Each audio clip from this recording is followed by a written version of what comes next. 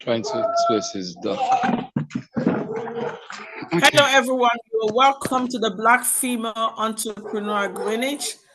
I am your host today, Lucy Isaiah, founder, Black Female Entrepreneur Greenwich. And it is a pleasure to welcome you to this roundup event. I am excited actually talking about this event. I am really excited because it has been a very entertaining event, and I look forward to have everyone on board today. Over the month we have actually done so much items, so much discussion, so much deliberation, and as we come to the end of the African month, talking about, our organization is Female Entrepreneur Greenwich. And as we come to the end of the event, our panel today will be talking about African women in leadership, how they can shape the future of Africa. Is it time that the African women start taking their leadership into politics, politics, not just politics, but into various area in developing Africa to bring Africa to like we say, we've given the men a lot of opportunity for them to do justice to this role. I don't know if they are getting tired, or maybe they are, what do they call it? Their Michelin has been punctured. So if they are there, maybe the vulcanizer cannot repair that Michelin tire. It is high time that the women bring out their Ferrari and take up the race. Well, I don't know. I've not made my decision yet. As soon as I start hearing from my panel girls, and they will start picking up what is right. Today, I'm glad to welcome the president of the Women Inner Wing, Angela Jacob, and our usual guest on the panel member, Ogaga Love Day. Is a writer, a human rights activist, and is a young, passionate African youth. And also we'll be bringing Nadine, our madam from the Francais community, community champion, community activist, will be also joining us in this panel. And myself as a host will be joining you to deliberate about this issue. I am going to be, am I going to be partial? I don't know. Let's see how the debate goes.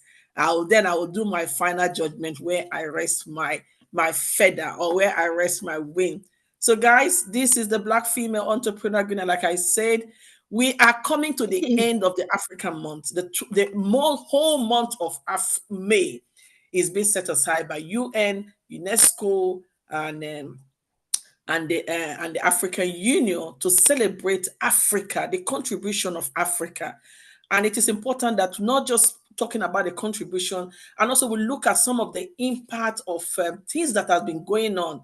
There's been a lot of uprising in Africa. There's a lot of our young people are speaking out. They're getting involved in politics. We can see across the globe how they are changing. They want to see good. They want to see new Africa. They want to see the Africa that actually represents the young people, the future of our next generation.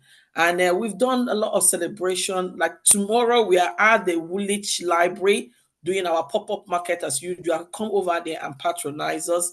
And also, we'll also be at Kibrook, all road leading to Kibrook on Saturday. On Saturday is the day of the day, where the cultural heritage will be travel all the way from different parts of Africa down to Kibrook, finding the meltdown of cultural diversity.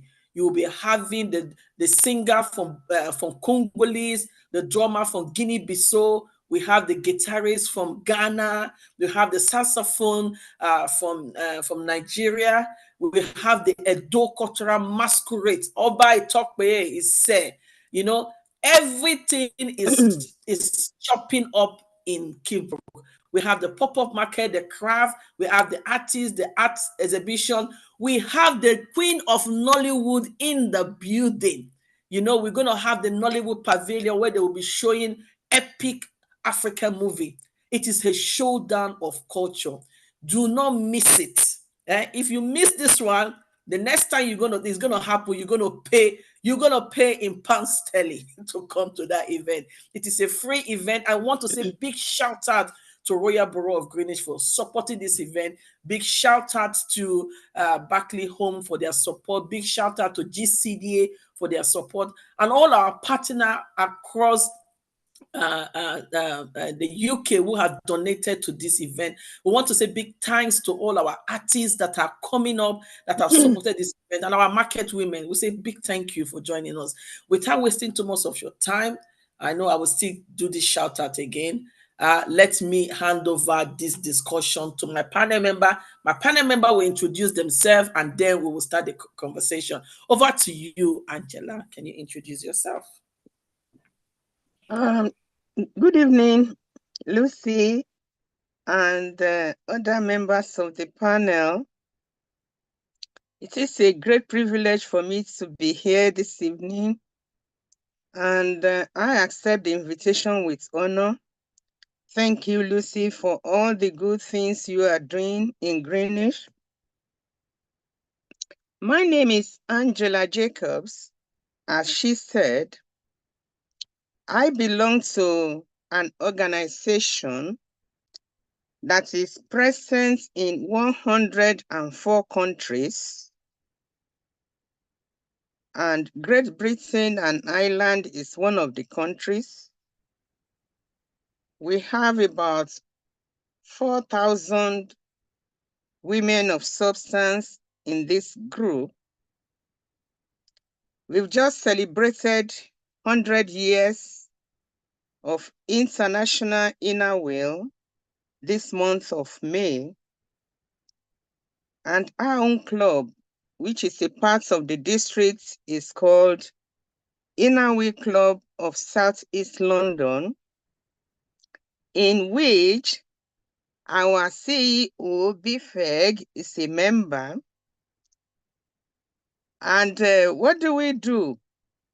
The objects are to promote true friendship, to encourage the ideas of personal service, and to foster international understanding. We help the community locally, nationally, and internationally, either through natural or artificial disaster. International Inner Wheel is always on ground to assist Ukraine, drought, anything, name it, unless we don't know about it. If we know about it, we're there to support them. So art is friendship and service, and that is why we can collaborate with BIFEG. Thank you so much. I'm happy to be here this evening.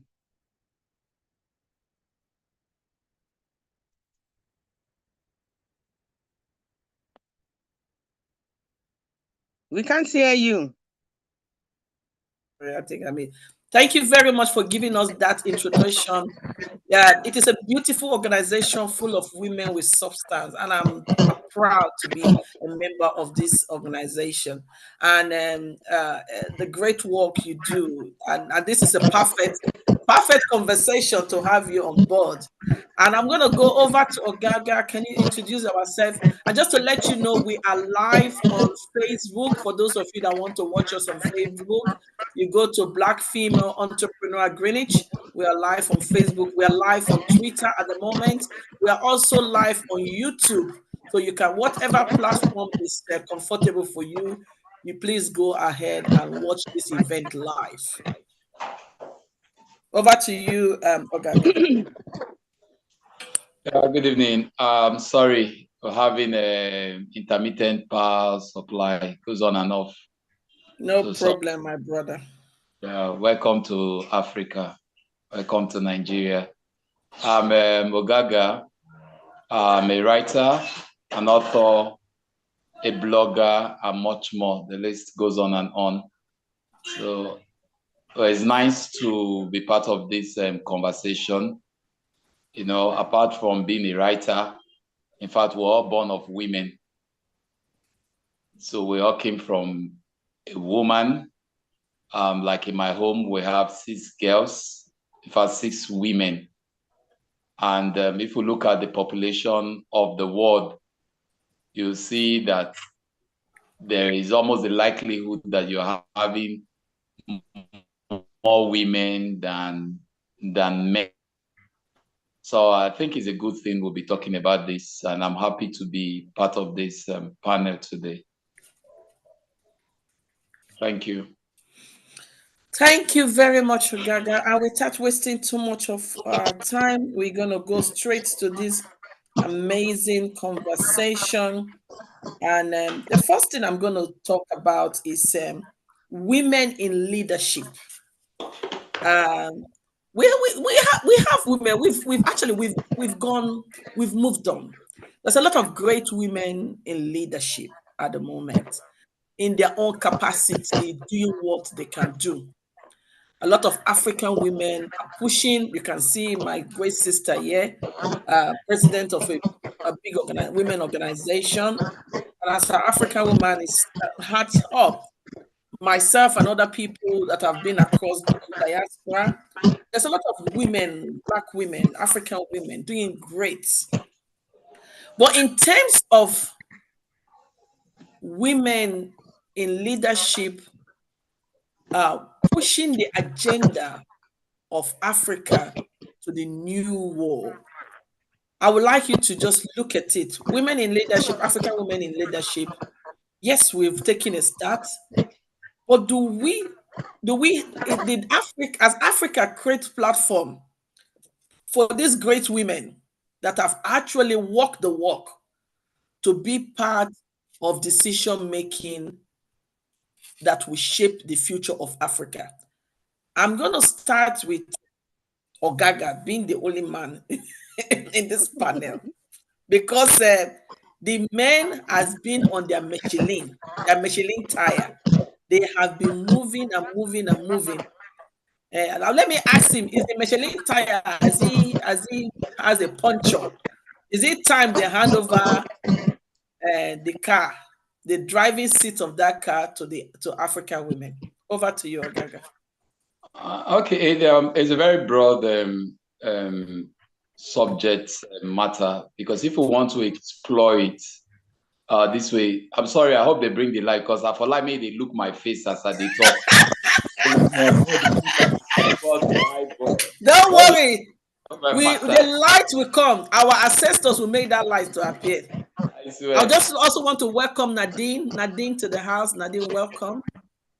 So when we look at it, women in leadership, we usually focus more on political leadership, you know, and especially for Africans, until women assume political leadership,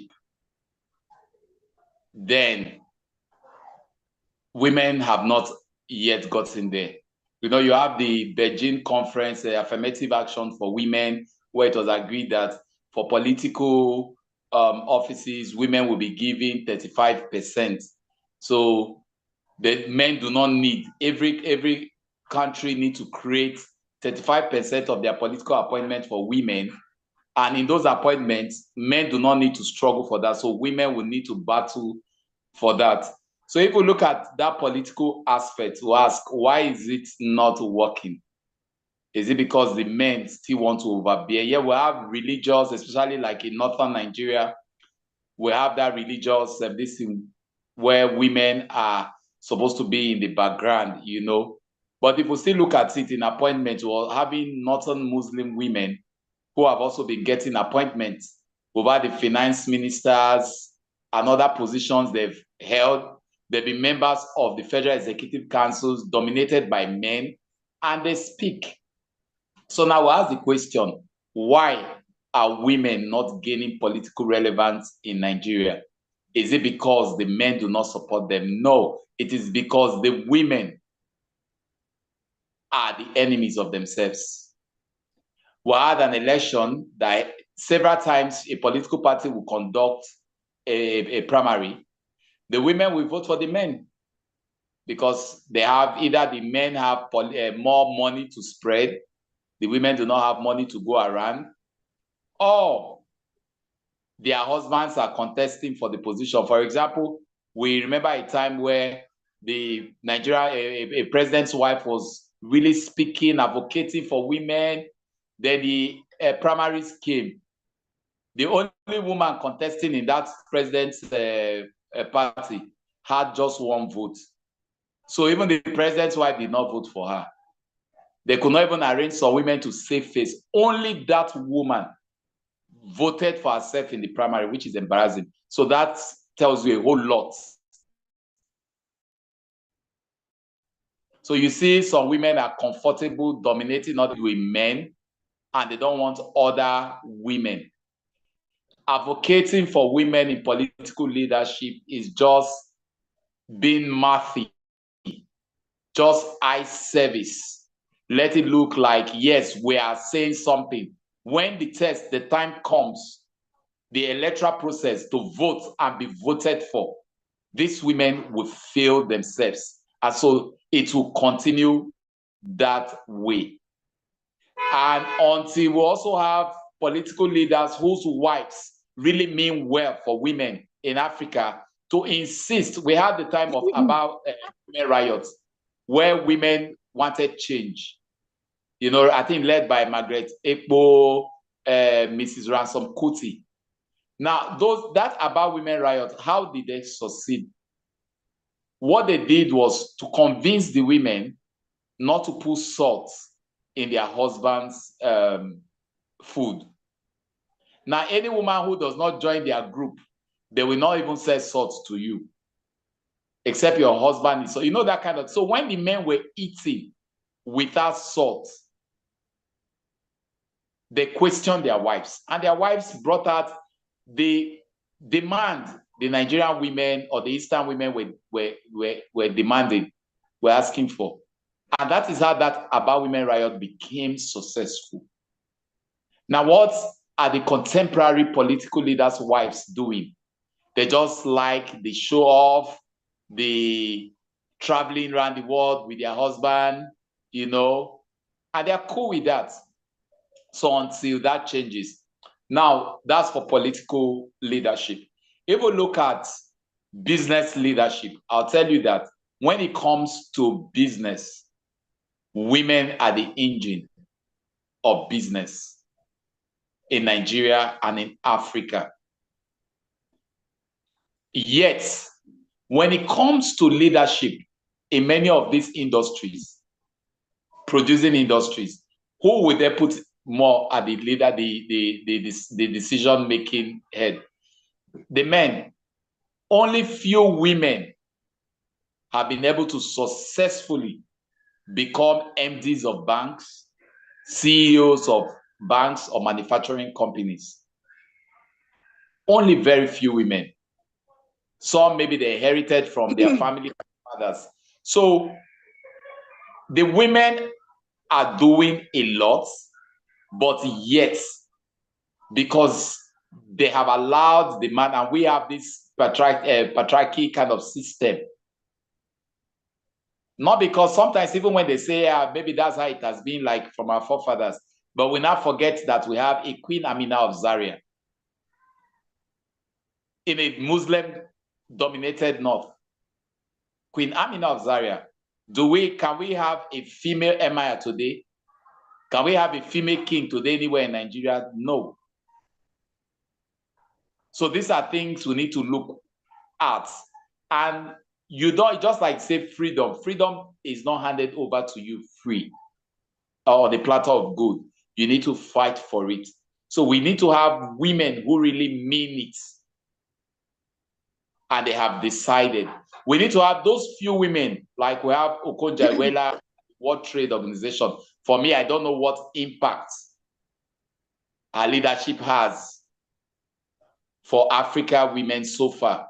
but I know she's an inspiration to women, to Nigerian women, to African women, that they can reach the zenith of their careers. So if she could get there, but if you look at the rise of Okonjo-Iweala to that position, it wasn't easy. So it's high time African women also realize that you don't get it on a platter of gold. It's not going to be easy. But you need to be consistent. You need to fight for it. You need to empower yourselves. The men has empowered themselves, whether rightly or wrongly, by controlling state resources, by controlling businesses and having money. Now, the few women, how can they come together to become economically strong, to be able to inspire themselves? So that's one. We also talk about leadership.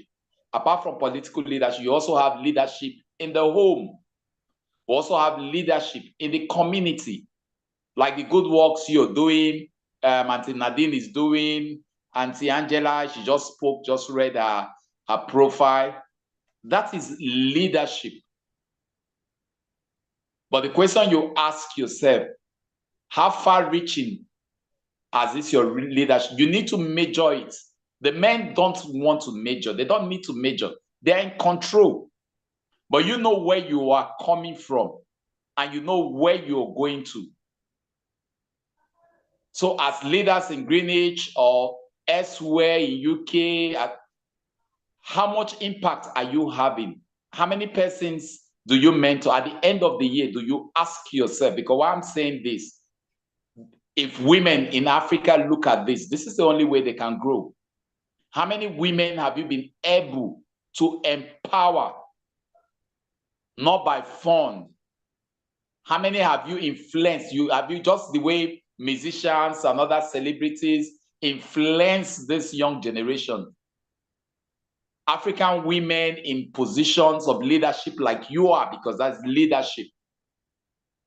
How many are you bringing up to say, okay, this year we've been able to bring 2, 3 strong female leaders who would in turn bring other persons up?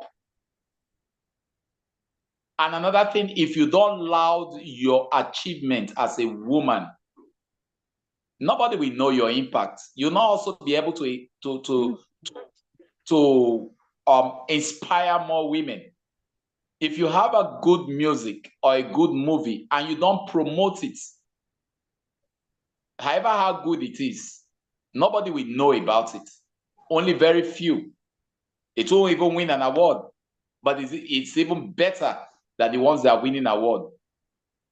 And that's why you see for Nigerian political men, when every little thing they shoot, their achievements, whether real or fake. So women need to be impacted, not sometimes say give women jobs, give women, no. Empower them.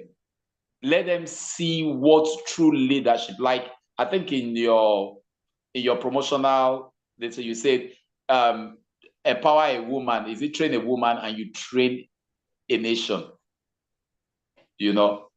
So it's not enough. Women are being educated today. Education is a fundamental. So women go to school today. They receive education. But what kind of education does a woman receive? They need to have leadership education, not just political, because the focus is more on political education. If you're just receiving political education, and you're not being educated in business skills, how to be successful, how did the men make it? How can you grow to be like the men? Not equality. I'm not talking about feminist idea. I'm talking about real women, not women who are competing with men. It's not about competing. Our mothers don't compete with their fathers. Our fathers have their roles. Our mothers have their roles. So we're talking about real women. So how much education, once you impact this education and they're empowered in business and they're empowered economically, then these women can rise to anything, whether in politics, in others. So let me yield the mic as the conversation develops. I'll be able to give more points. Thank you. Well done. Like we say, they say start the button with the man in the house. And I tell you, you have done justice to that. You have actually, your deliberation has given birth to a lot of branches, which we'll be touching on as we go on. So over to you, Angela. So women in leadership. Do Yeah. you think we have enough women in leadership? Are they, yes, we have women in leadership, but do you think they are now in a position? Do you think the position has been created for them to join in the Ferrari? I'm not going to call the bandwagon. Gone are the days we are sitting on bandwagon. They've joined in the Ferrari to take Africa to the next stage. Yes. Thank you, my sister. When we talk of leadership, we have to go to the basis.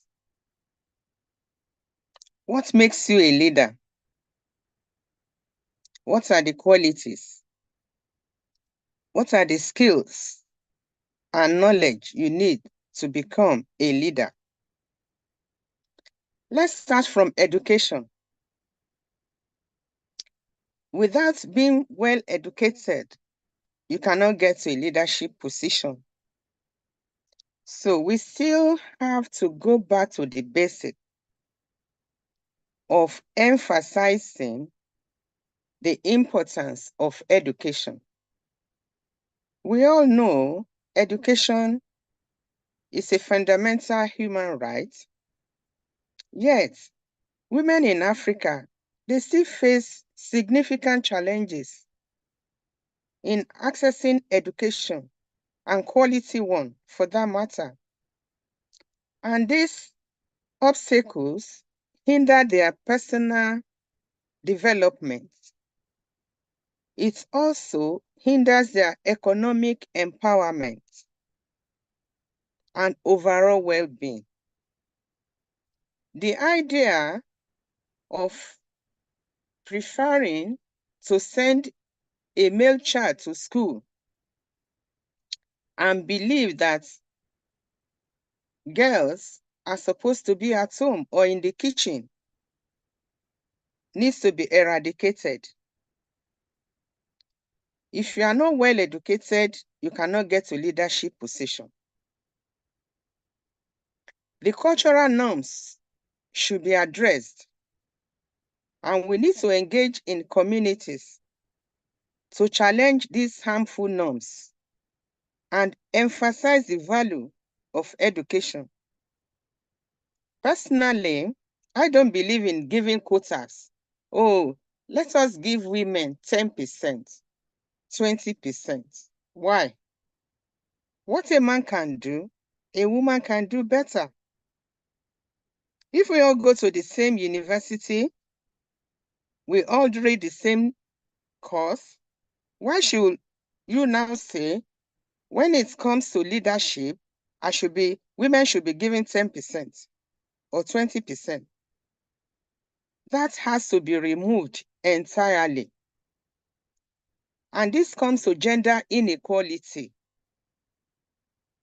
The idea that men still see themselves as predominantly leaders, and they can now create a space for 10%. We need to address it. Gender inequality is an issue, and a big one for that matter. Yes, we have women in politics, we have women in businesses, we have women in the communities doing good work. But this inequality needs to be removed. The I want people to be in a position on merit. It's on merit, not based on quota system, not based on percentage. We have people who are really doing well in the community, in politics, all over the country. Let's take an example. If you come from Africa with all 10 degrees, what type of job do you do in United Kingdom? Only few work with their degrees from other countries. And if you don't work with your degrees, how will you get to position of leadership? So that also needs to be addressed. And to address this and other related challenges, we must work together as societies. We must work together as organizations and individuals. We need to establish an environment that puts a premium on and nurses gender inequality. We have to remove it. Without removing gender inequality, we cannot have as many women as we want in leadership. Secondly, when we talk of cultural issues, some religion or some culture permits a girl to marry early marriages and pregnancy. Where will it take you to? So we have to go to the grassroots. It's not enough to say, oh, they're not giving us opportunity. The more we educate our guests, the more we create awareness in the community that idea of early marriage and pregnancy should be stopped. Then we can give enabling environment to our guests to achieve the desired knowledge, education, skill they need to become a leader. We are already doing well in the community. Like in my club now, everybody is given opportunity to become a leader. Once you are a member, they start training you to aspire to hold an office. And once you hold an office, they will support you to ensure that you perform effectively on that role. And that can lead you to from the club to the district, from the district to association, and internationally.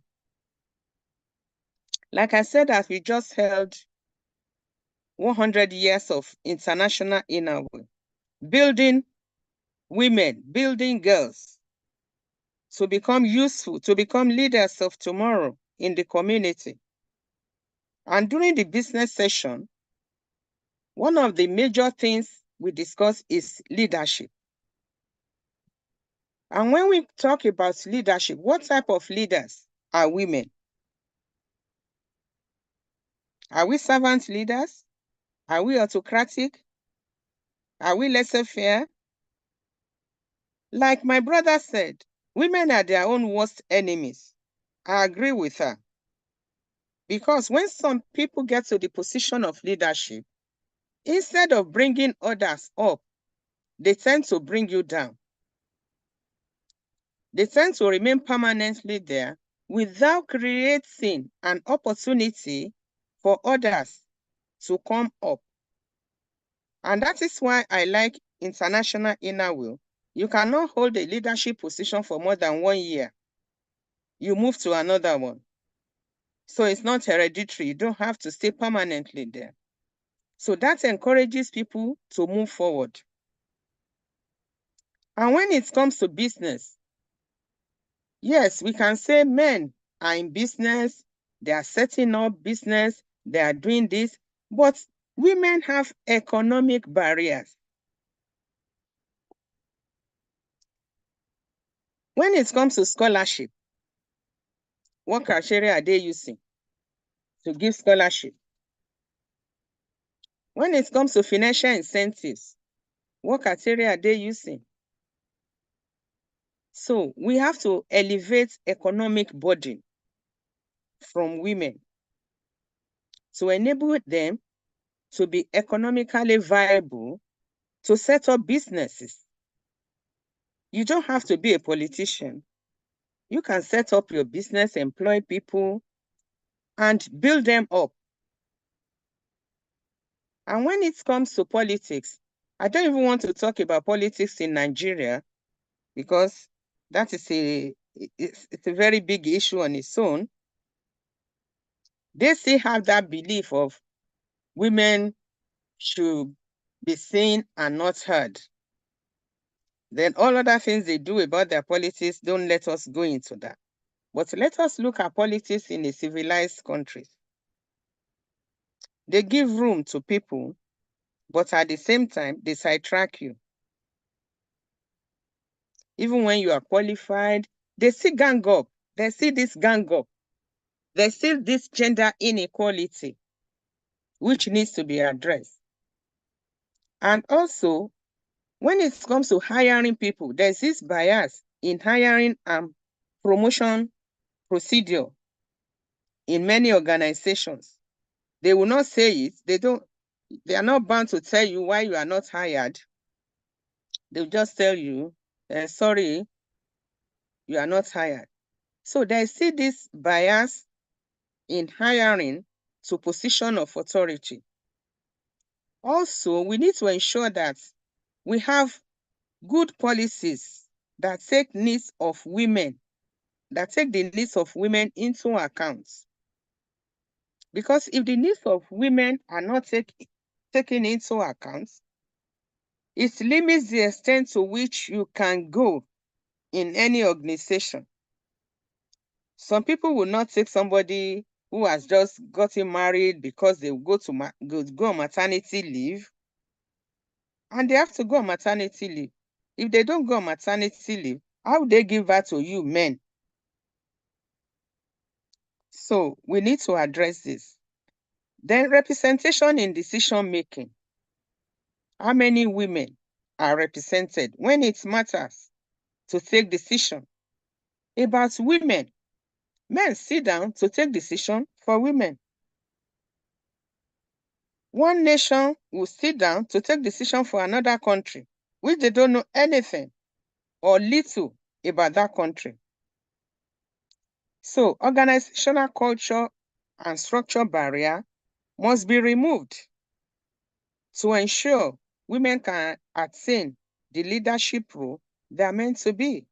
We are born leaders, and women, we are good communicators. Hardly do you see women business failing because we have good management skill. So discrimination practices in workplaces should be removed.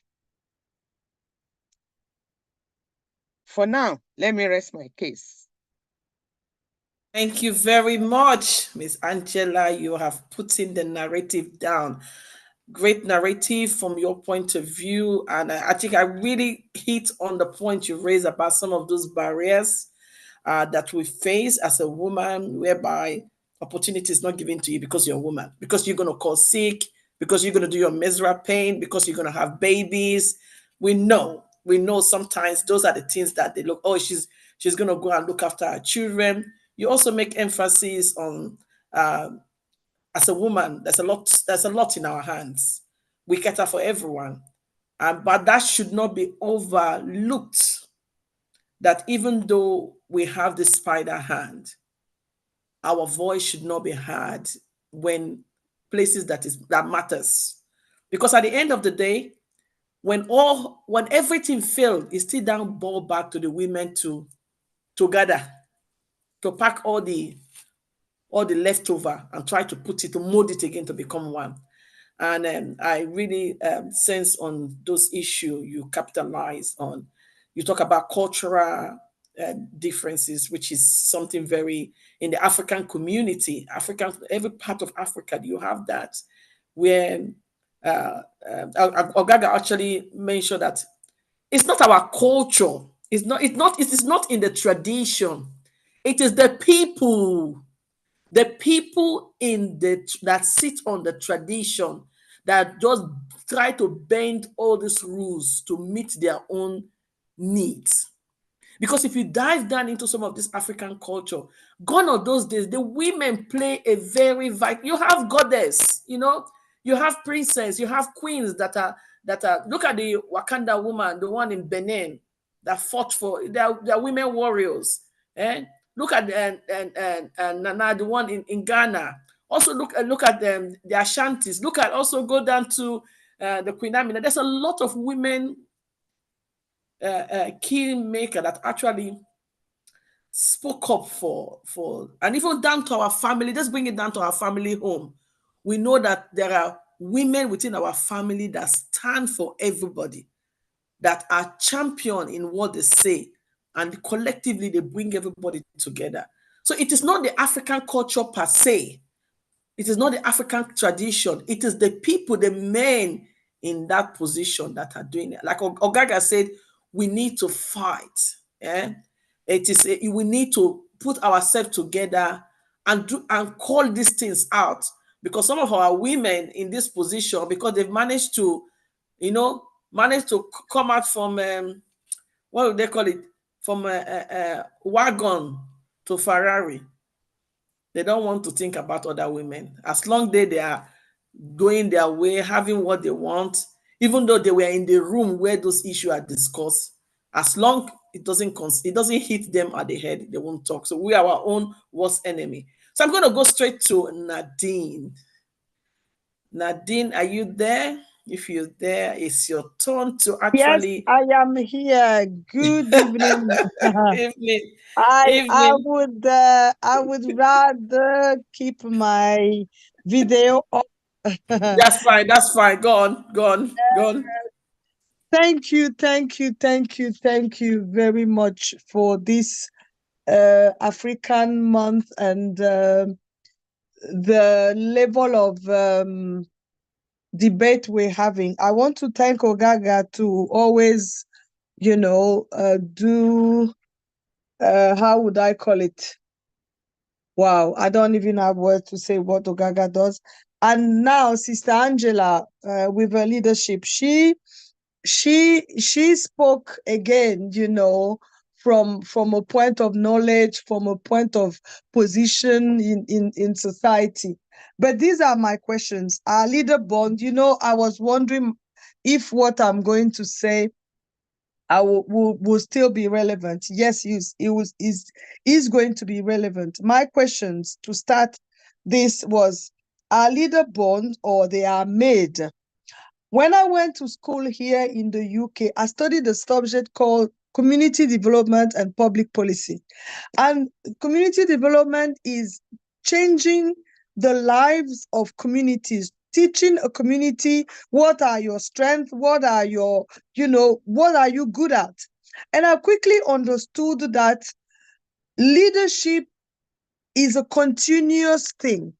But you are a leader as an individual, but you are leadership because people now believe in what you're saying. Martin Luther King developed a leadership. He was first a leader, but he was able to convince people to what he wanted people to believe and move into.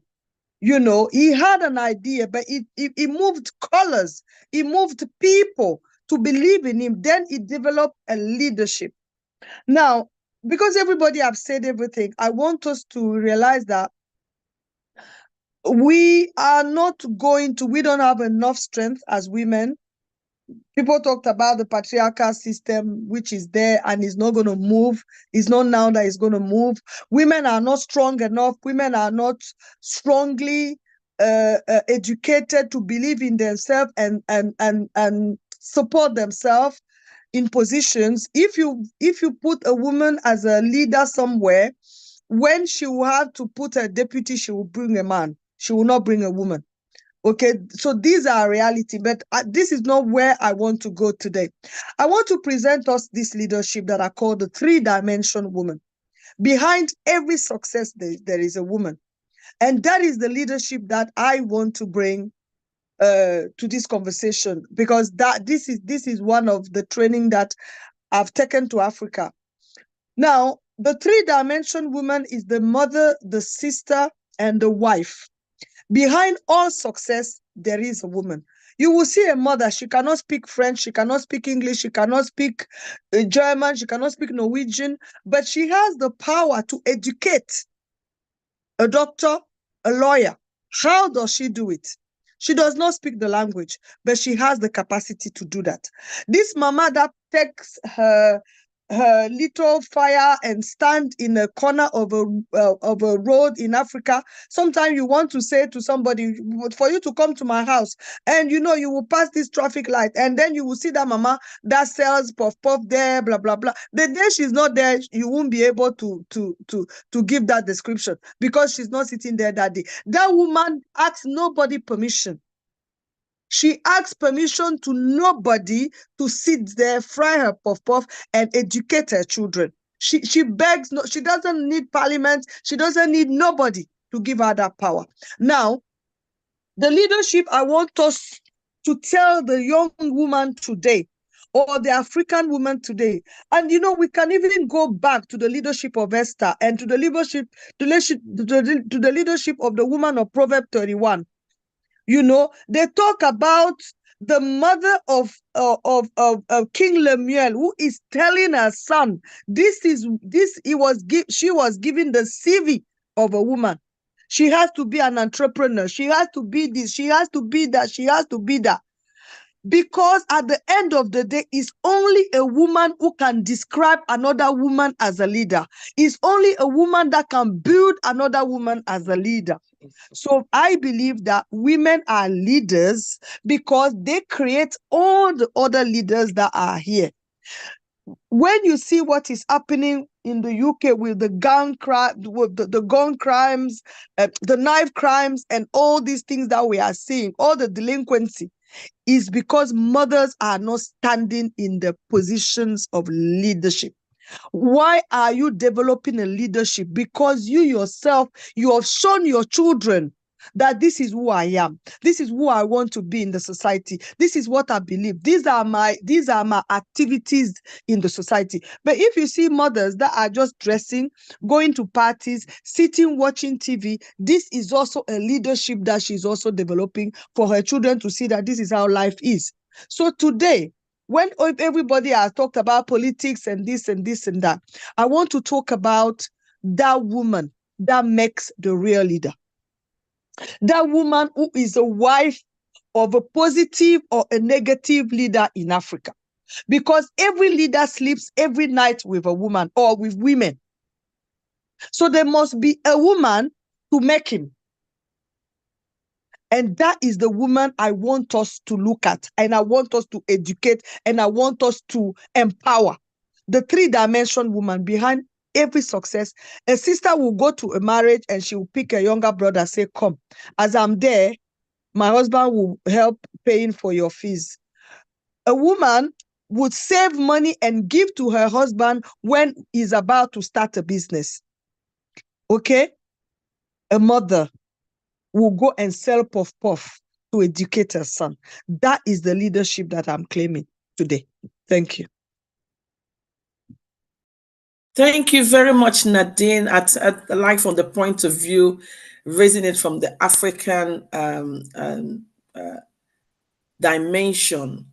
And I really reason with some of the conversation you've made today. A lot of African women, majority, a lot of them, we have couple that have actually, but if you look at the population of Africa and the population of the people, the population of women, yes, we have good number that have actually moved on. Ogaga, this says something, it's not about politics. Leadership is is educating, is supporting a woman to be able to be financial independent. Because once you're financial independent, you will be very brave. You will be brave in taking decision of, you know what, I want to go to school. I want to be in leadership. I want to be a politician. I want to be. If you cannot feed yourself as a woman, that demoralizes you. If anyone, then being it a woman, that even make it worse. You talk from the point of view whereby these women might not be educated. They might not. I'll take my mom as an example. You know, but she has given birth to strong, and I'm proud. I'm very, very proud of my mom. I'm telling you, these women back home have given birth to leaders, are giving up birth to strong women, strong speaker like Ogaga, strong women like Nadine, strong women like Angela. There's a lot of big women and men that these women back home, no education, nothing, but they've managed to give birth, train. They didn't have that opportunity, but they create that opportunity for their children.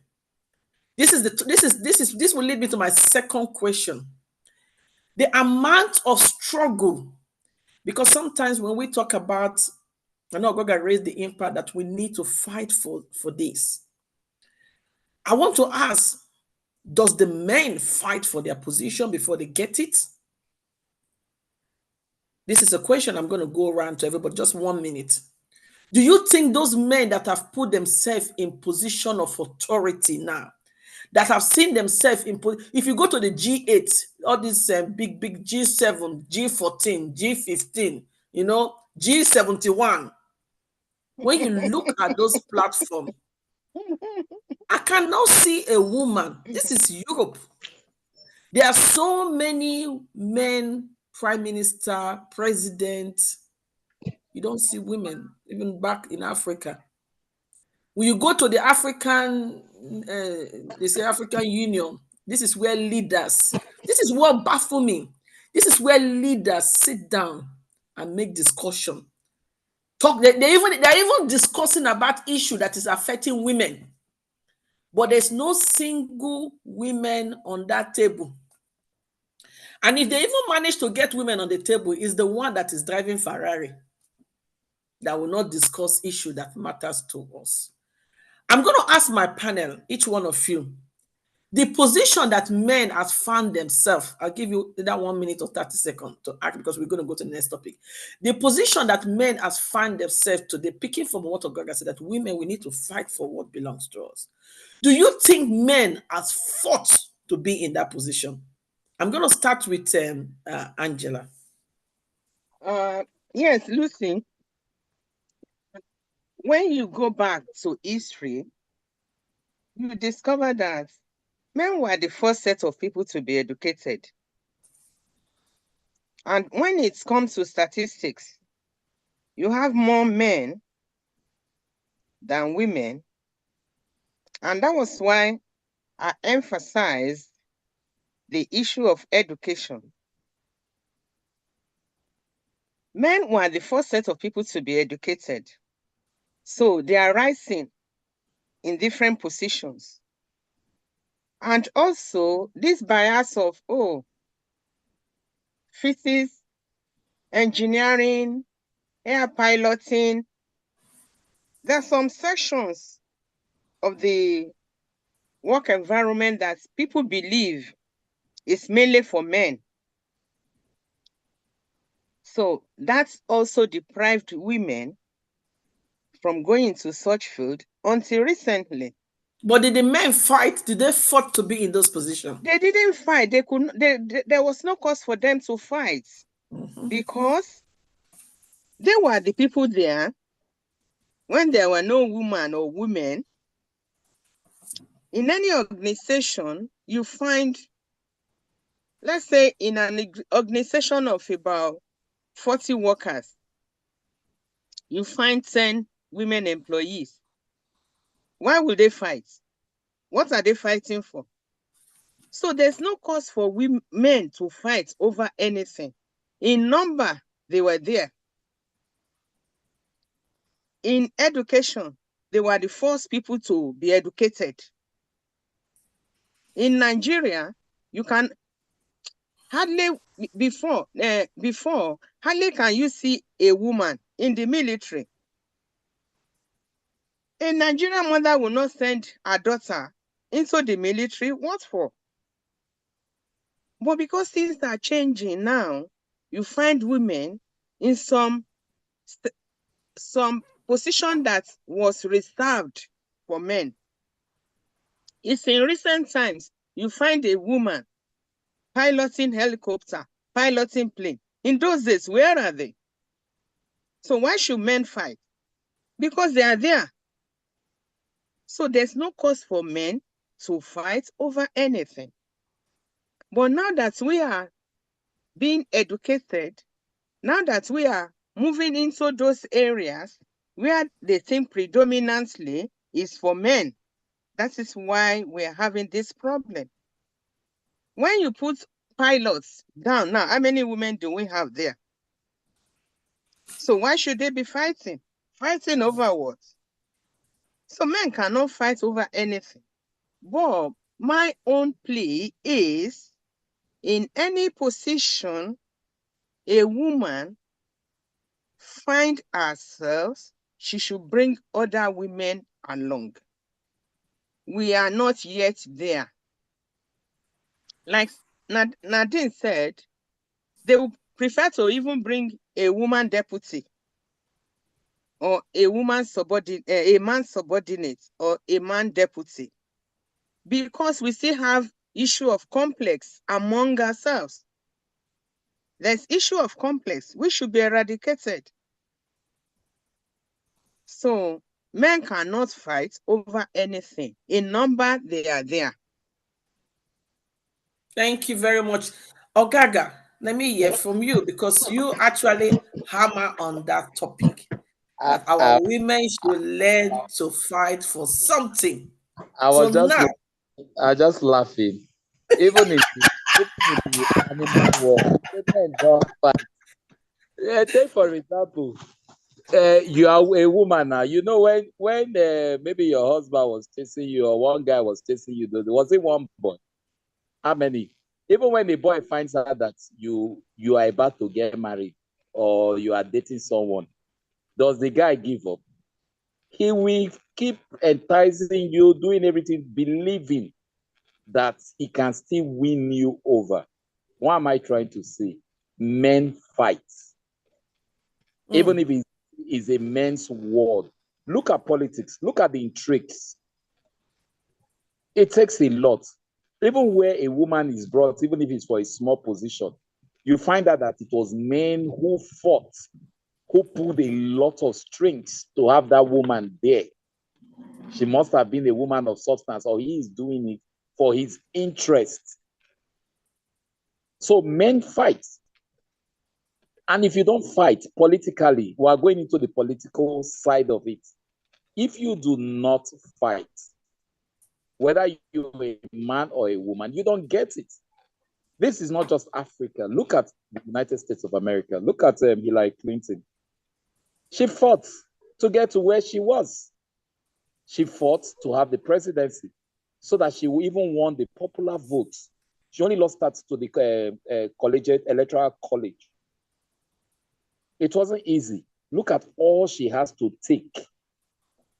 But does that make her anything less of a leader? Even if she did not win it tomorrow, she's still influential in so many aspects of the American life. So that she has inspired a lot of women, and she has not made women in America believe that yes, a woman can one day become president of America. I know UK is easy for a woman to become a prime minister than in the US and in Africa. Look at Okonjo-Iweala, I mentioned. For her to get to the position in World Trade Organization as the Director General of World Trade Organization, she fought for it. They had to pull a lot of strings all over the world. Even I think at the point, even the United States, I think, did not even support her bid. The United States candidate, despite that, I think she has an American citizenship, they were supporting a South Korean. But she still pulled strings and won, defeated the American candidate. Now, even within Africa, we have this Mrs. Zuma. She was the African Union president some years back. She ran against strong male contenders in Africa, but she won. And let me let you even know that her husband then was her ex-husband, not even her husband, ex. Jacob Zuma then was the president of South Africa, but they were divorced. So she was pursuing her own career. You need to see the battle to become the AU president. She fought for it. Look at the other woman that became a president of Malawi. Follow the politics of Malawi then.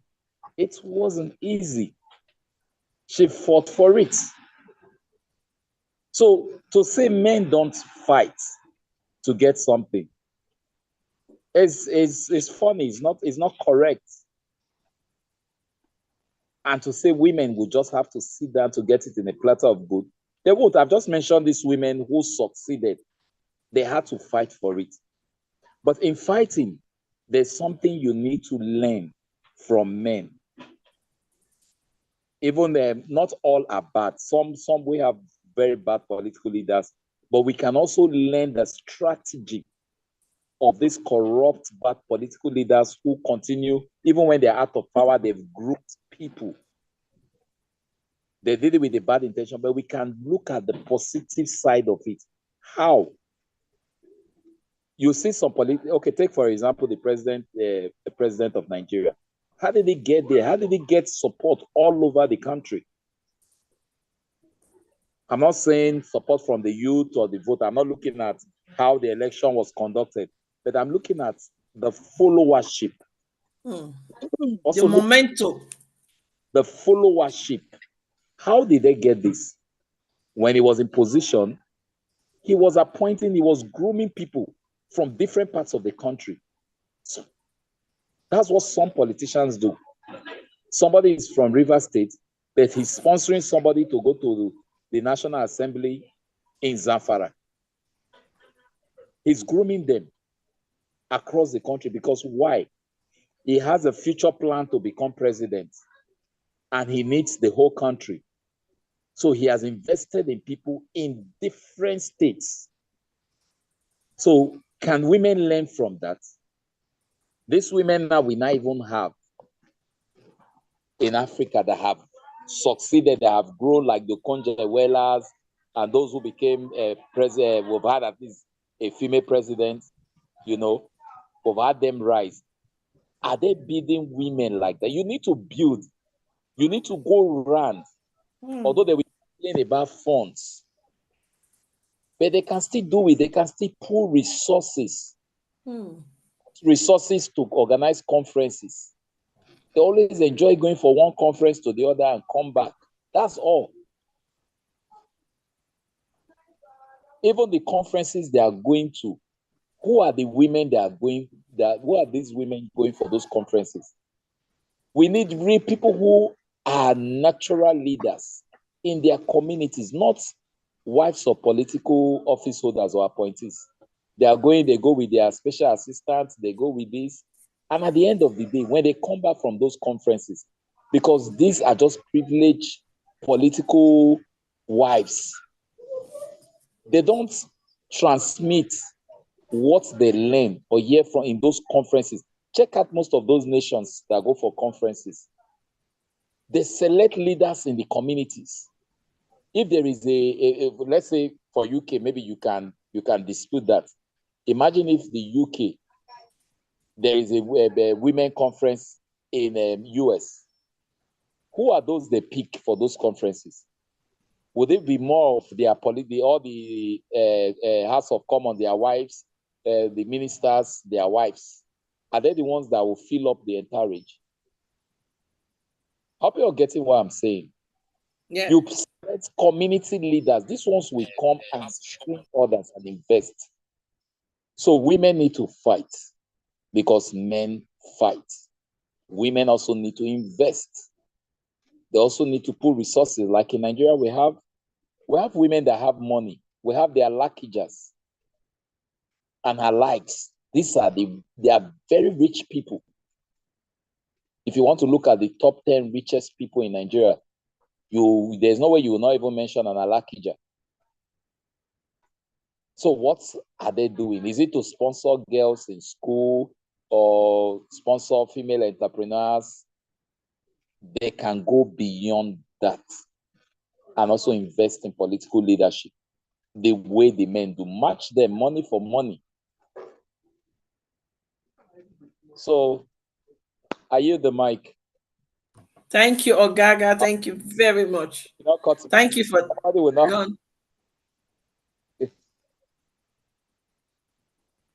Okay, thank you very much for that take. And I am taking both on board because Angela said the platform is there for men. In the early age, they have been there. They have, if you know, they say when you start farming, I'm taking it from Mother Angela point of view. If now you first cultivate your land, you know, during that harvest, before the planting season, you know, around that kind of February, January, February, people don't begin to clear ground, so that you go prepare the ground. The ground must be clear, ready for March and April when the rain will start falling. Then start planting. From Angela's point of view, he said the men had land opportunity. They already know where their land is. So it was easy for them, as January just hit ground like this, they were easy to clear their ground, get themselves ready, get everything. Before women even know where their land is, it was August. So tell me, August, maybe harvesting time be that. During harvesting time, that is when they allocate land to you. That is when they allocate. So when you want to take clear ground, people they advance, so you end up nothing. So from Angela's point of view, she's actually narrated that, which I stand with that men were already, some of this policy, they created it for themselves. So it was easy for them to, even though they were fighting, it was a major fight. You know, it was the one that they can drink over a pint of beer, if it's the English way, over a coffee, and they get it over. But Ogaga did emphasize on one thing. He said, even though we already know, say most of our women know, say men has been allocated plot of land. He said there are some women that always peep when the conversation is going on. Those are those women. You mention names. Some of them, they've made money. Some of them, they're already in the system. They knew things like this were going on. And because they don't want to make themselves be the spy, what they would have done, they should have been very clever than actually going through the back. Why those land have been allocated, they should have gone through the ground and you know what? Mentor their own people and said, this is where they are sharing, go backyard, go and be your own there. So that even though you could not buy a lot, there should be some women in there. So some of our women that were there when things were, you know, you got married to you saw your husband, everything is good, but your vision to support children in school is a different vision. You are doing it just for people to know that you are supporting people, but you're not supporting those kids to make them leaders. You're just putting money, paying their school fees. So Ogaga was raising a valid point that we need to be strategized. So yeah, that men too, they fight, but they have their own way of fighting, and they plan. The planning and preparing for the future is part of men day-to-day life. So we as women, we need to learn to put ourselves in that situation. I'm going to go over to Nadine. Nadine, do you think men fight to get to where they are? No, men don't fight. Men don't fight because you're on your own. they have the men don't fight because they made the system. Look, everything is made. Okay, if for the people who are listening to us or ourselves, if you go to the Bible, things are even so manipulated, that they tell you that you need to obey. Your husband is the chief. Everything is made for women to be secondary. I just want women to be a little bit enlightened and understand how the manipulation, how men have made us to turn against ourselves. Look at a woman taking another woman for excision, female genital mutilation. These is women doing that. Is women perpetrating, aura and violence, to women. And men convince women that you need to stay behind. You're not talking, you're not. And that culture, another woman whispers it to another woman, and that's why we have low self-esteem. Today we are fighting, but when you look at things, for a woman to be anywhere, I'm sorry, I own my words, because I'm working in politics, I'm working in community, I'm working in some places where I know that for a woman to be placed somewhere is because a man has agreed. You are not going to see no woman in a place of position if a man had not agreed. I go to Norway because my husband is Norwegian, and I do my very best all the time, despite the price, to go to the Peace Center where the Nobel Peace Prize have been assigned. Is an award that is given to people who have done certain things. How many women? The Nobel Peace Prize is more than 1,000 years now. And how many women? There are very few. You're going to see women like Wangai Matai who have gone against all odds. Okay, the president of Sierra Leone and things like that. These people have received the Nobel Peace Prize. But how many men? So things are made for women not to be there. The society is made for men. They have their clan, they have their groups. Today, you're going to hear that women have Freemasons society, but the Freemason is for men. They are the one who design things. They are the one who are doing all the. When I look at the film Suffragette, when I went to university and I was to write on equality and this and that, and we were told to watch that movie. A man was behind these women. Otherwise, when you look at a woman, she has so much duty. She has to go and breastfeed her child at home. Does she have the strength, to just go and be out there? No. A man, somebody has to tell her, come. When you watch that movie, you will realize that a man was behind the success of the suffragette. Women could not stand and do these things on their own. Men need to support us. Men need to understand that we are their mothers, and women need to lead with the female advantage. And that's why I will claim and I will proclaim and I would raise awareness, and I will talk about the 3-dimension woman, where we need to go and educate our male children and female children in a certain way for the new society, for the new world to be different. Mothers have the duty to change the narrative of a patriarchal society. That's what I think. Thank you very much, Nadine. I'm very grateful for you to bring it from that point of view, looking at it with a very broad sense in terms of a lot of women activist group that have popped out. They have gotten support from the men, so that means the men has actually positioned themselves, and because that shows that the men, this platform has been created for them, so they know the in and out of there, and the only way that can actually work for women to actually come out and do what they need to do, man has to be the person champion it. Because some of our women have not find themselves in a position of mentoring other people to come up, so I really look into your idea of raising the twin dimension women, which that will lead to my next question.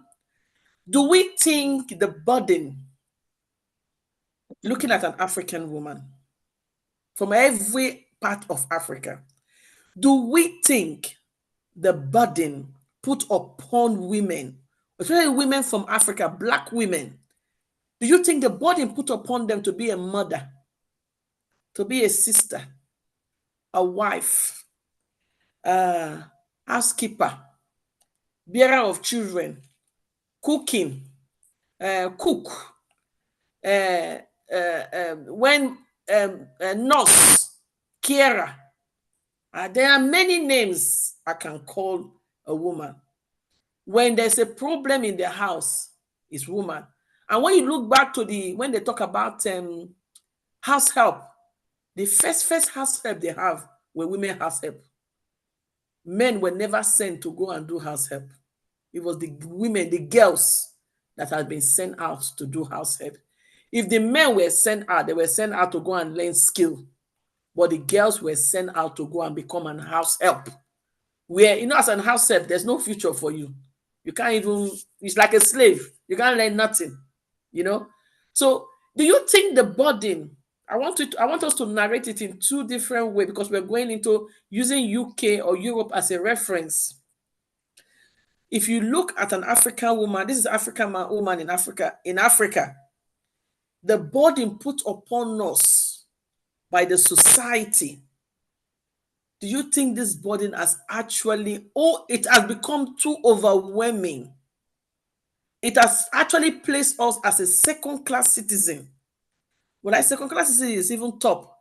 Has it placed us as a fifth-class citizen, I mean a 10th-class citizen? To the extent that we cannot, before we are so weak, he weaken us, it overwhelms us, it makes us more depressed and more, it take away the energy.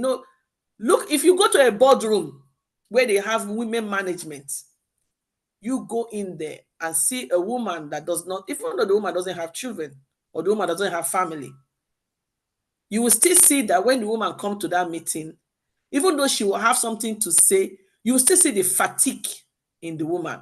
Even though she does not show that fatigue in that meeting, by the time she go to her office, she'll go like this. Oh. Would you see a man in her office go? I'm telling you, you will not see that. You can see a man in her office running up and down, calculating the money that he has missed, not because he's overwhelmed, but the woman is always overwhelmed because of the burden put on us. Then bringing it back, because there are two questions here, bringing that back to UK, Europe. Do you think the burden, the way the society, because sister, my Madam Angela raised something, that we women, those of us that train back home in Africa, we are graduates, we have degree, we have profession, but when we come to Europe, we cannot use those our certificates to get a job in Europe. Do you think the foreign policy, the way things are being structured, affect the way women develop in leadership to even empower them to empower others? I'm going to start with Nadine. Thank you. You see, I don't know how we are going to solve this. The burden starts from the minute the woman has the responsibility. I just have this picture of the Bible. When Jesus sat there with Martha and Mary, so one was listening to him, the other one was in the kitchen. Okay? So look at the two roles. So the woman is multidimensional. So at the same time, she has to study. At the same time, she has to cook. Jesus was sitting there as a teacher. One was worshiping him as a master, and the other one was serving him food. So these are our duties. You know, this is how the Bible is describing that you will have this dimension of women who are supposed to study and be there to rule and teach back because they have received a teaching from masters or from education. And you have others that their position is then in the kitchen. And remember what Jesus said. Whose position was best? Whose position was best? The one who sat by him to listen to him, not the one who was cooking. It means that a woman who has this role, she goes to university, later she becomes a leader out there, she still has to come home and cook, and her duty of cooking is not even recognized. If she's lucky to be recognized as a leader because she has studied, thank God. But the one where she does the major, she's the maid, she's the this, she's the that, and at night she still has to go and be your everything. You know, come on, who does that? But apparently God has given the woman the power to be all these things. You see, that's why we need to approach leadership with the female advantages. This is what I think. We have those advantages given by nature, given by the Creator. He has given us the strength to be able. I'm telling you, you live, men today, you live as you look at societies like the Scandinavian societies where they are trying to be equal and they are trying to share the responsibility of raising the children between the men and the women, giving them some holidays as well to stay at home with the child. But I'm telling you, when you come back, he's even telling you everything he has done, as if, you know, he has done something particular. When you do these things, you don't tell him. But men, when they do something that is a woman's duty, when you come back, he's going to tell you, oh, I sweep this, oh, I iron, oh, I do this, I do that. But when you come back, I don't tell you I did all these things. I still put the food on the table for you. I still wash your feet. I still come to the bed at night and be your wife again. So these are female advantages that men don't have. I don't think it's a burden. It's just, I think these are advantages. And I think because we have those advantages, we should rule and we should, you know, empower our male and female children with our female advantages. I don't call it burdens because they are there. They are there from the beginning. And that's why the Bible sits these two women, showing one in the kitchen and the other one sitting studying. Very Thank you. much. Thank you, Nadine. Thank you for actually narrating it. You think those things given to all, you see them as skill. Now, but we have from another point of view because I know some people see that as a barrier, as a great barrier, actually affecting them to get to where they are. I'm going to go over to Madam Angela to emphasize on what we've just talked about now. Yes, we can look Hello. at it. We can look at it in two different dimensions. One as a weakness, and secondly, as a strength. By nature, women are endowed to be for men. Because like you mentioned, when you are of age, you go into marriage, you carry the pregnancy. Even with that pregnancy, you will still be working. You'll still be looking after the family members. You'll still be keeping the home clean and tidy. You are lucky if you have asset. If you don't have, you have to do it yourself. Even with the pregnancy. So for any woman who goes through all this and still becomes a leader, we should give kudos to her, because it's not an easy task. Like Nadine said, you all go to work, especially in this UK. Both husband and wife, you all work. But the man will come home and sit down. You have to go to the kitchen and prepare the food and serve it. Some men will not even help you to pack. You still have to pack and wash. And you still need to prepare the children for school.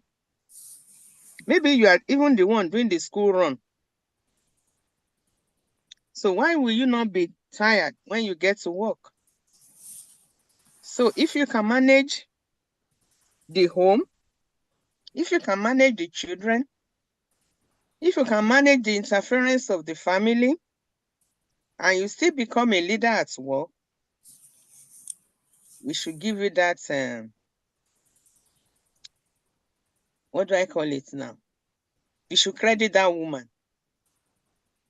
So it's not that some women don't want to be in a position of authority or position of leadership, but all these attachments, what they are going through, may not allow them to get to achieve their targets in life or their mission in life, because every woman wants a self-actualization.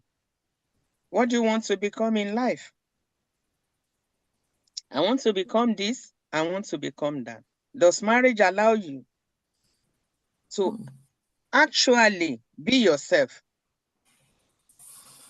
If you are not depressed through marriage, you are lucky. Then the sky is your beginning and not the limit. But if you are the unfortunate one that you have marital problem, if you like, you can fly. You may not get your self-actualization. So I want to say that a woman is a builder of nation. Because if we don't reproduce men, how would they become what they are? But I want the society to appreciate women more, because we are the builders. When these children are young, it's women that nurture them, that mentors them, that guides them. You know now, men will just put money on the table. Oh, hello, how are you? But you are there for the children 24/7. But in Africa, if the children are good, they will say it's their father's children. But when the children are bad, it's their mother's. They forget all the efforts you put into it. So women should be worshipped. Women should be encouraged. Some men, if you are unlucky to marry some men that will put you down, if you have a good ambition, that man might demoralize you, discourage you from achieving your ambition. So there are so many barriers preventing women getting their self-actualization. And men are the problems. You will be lucky to marry a man who agrees with your ambition. He will give you all the support. Let's say you want to go into politics. Some men will tell you, what do you need it for? That is where the discouragement starts. Why do you want to go into politics? Who will look after the children? When you travel, who will take care of the home? They start giving you 1,001 reasons why you shouldn't go into politics. Also, what about boardroom politics? So, women should be embraced. Women should be encouraged to achieve their ambition in life. And the other time when I discussed about education, I happened to saw a video on the colonization of education. If you go back to curriculum of education, you either read history, geography, philosophy, psychology. But when I saw this video, I was so impressed by the school. The school encouraged the children to go to farm. After farming, they would do harvesting. After harvesting, the children were allowed to go and market it, the products. During the period of marketing the products, they know how to get haggling, change price. Oh, it's 10 naira, 10 pounds, this, which is a skill they need to develop in business. After selling their products, the children are now sent to the bank.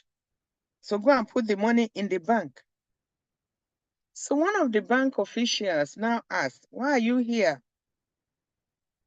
The girl now said, I'm here to deposit money from the proceeds of our products. The banker was like, money from the proceeds of your products? How did you come about that? The girl now said, in our school, we have a farm. She explained, as I mentioned now. So the man now said, this is the type of education we should give to our children. It's not only school, formal education. Now they know about farming. Some of them will know about, we call it domestic science. So if you don't want to go into higher institution, you can branch, you can develop yourself, you can be self-employed. If you happen to have a farmland in your compound, you can do farming. These girls know now that, okay, if we farm, yes, we can sell it, and this is how to sell it. If we sell it, the money there, we are not supposed to spend it anyhow. So they've inculcated the idea of savings into them. So when they grow up to start business, they already have that skill of saving. And that money will be plowed back into the business. So we have to now encourage those who are setting up schools not to limit their curricula to just physics, geography. They should diversify. And this will go a long way in bringing the business skill, the business traits in our children. You can't send some children to the market. They won't know the amount to take back. If you give them 20 pounds, go and buy something 4.80 pounds. How much change will you bring? But these children, they have been put into it. They have done it. They know it. So by the time they are on their own, it will be easier for them to run their own businesses. And you have given them, you have not only given them a fish, you have taught them how to fish. How to fish. That is it. Thank you. Thank you very much. I really like from the point of angle you actually drill it to the next topic we're going to talk about. But I'm going to give it over to Ogaga because you raised a lot of emphasis on empowering women, not just through education, but also looking at all the skills way of helping, supporting our women, our African girls to build their confidence, to build their intelligence, so that they can have that skills to match up with what the world has for them. Over to you, Ogaga. I just listening to all the speakers. It's interesting. It's interesting. I'm trying to limit myself to the topic and not to say something controversial, because it's all about empowering women. I like the topic, African women in leadership, shaping the future of Africa. Because when you want to shape the home, it is a woman who actually shapes the home.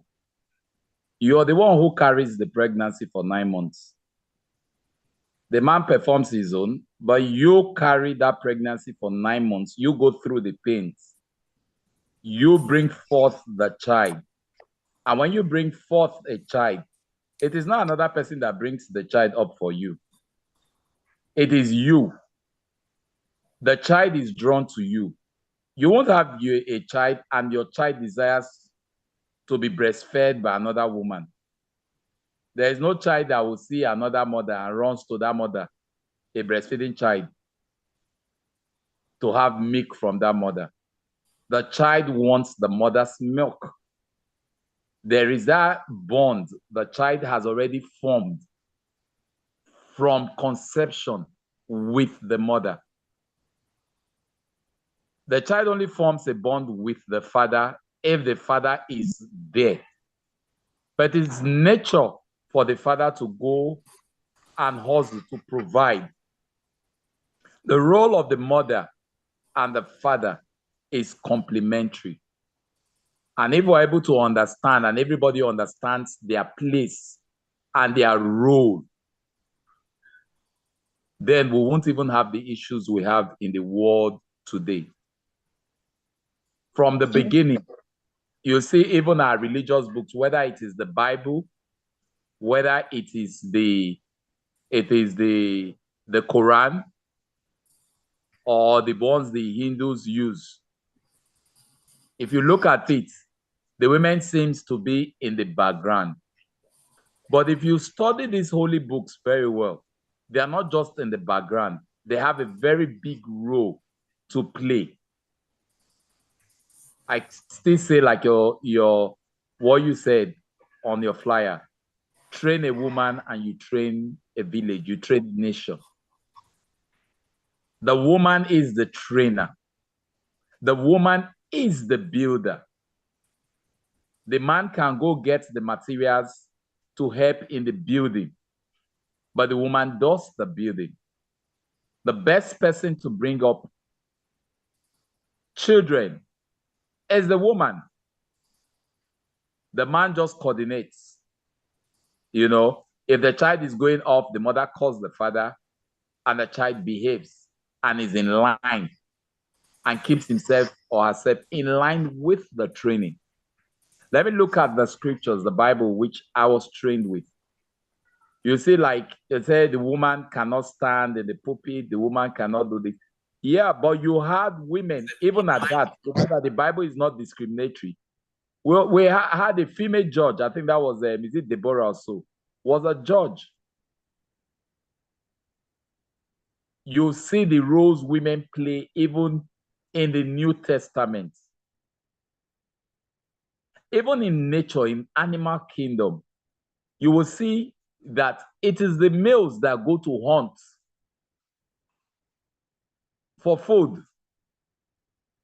Even the lions, the gorillas, the monkeys, it's more of the males.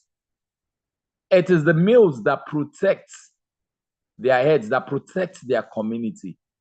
That is their role. Why the female bring the community up,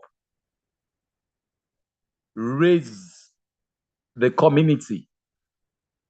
And so when we talk about equality, where I have problem with many women, especially feminists, is their wrong view of equality.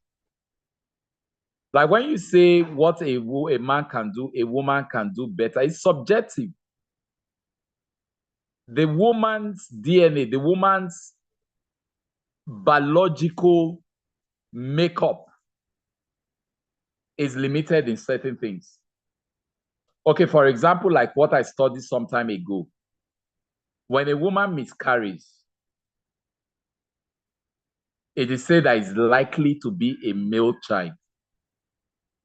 Because I don't know how scientifically correct it is, but I think I read that, studied that some time ago, that at conception, the male or the male fetus is weak, but becomes stronger as it grows. Why at conception, the female is stronger and becomes weaker as it develops. If you even look at a man, the man seems to be with strength naturally.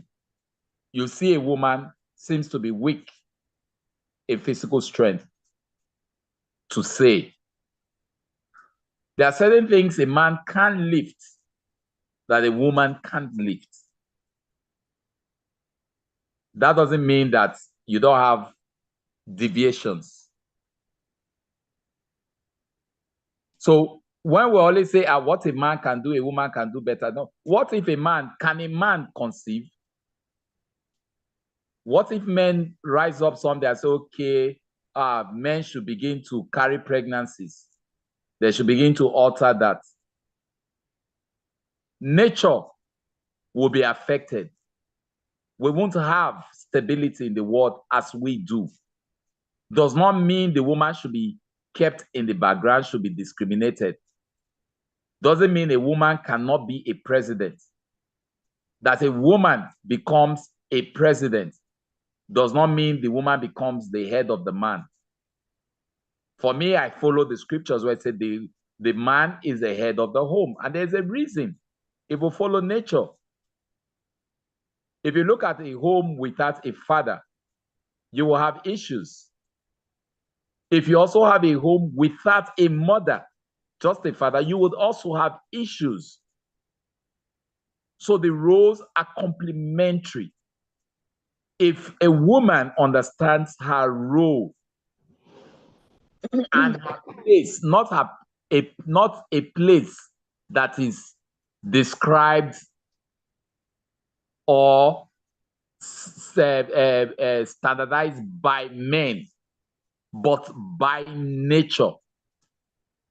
If we all understand our role, we won't have problem. Let's even take an example from Angela Merkel, the former Chancellor of Germany. She ruled Germany Germany for decades. I think she did a third term of 5 years each. Read her story.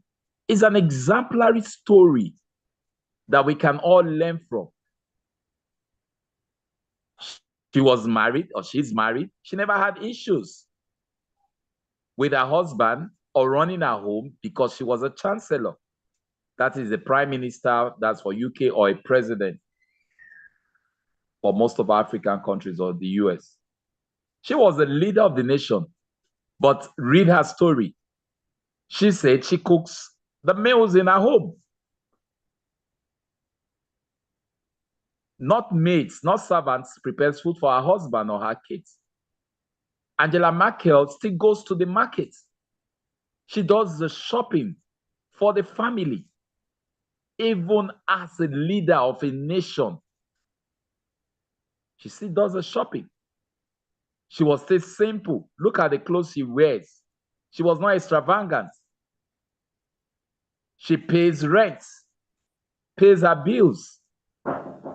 But she didn't have issues in any way. So women need to have the right idea of what equality is.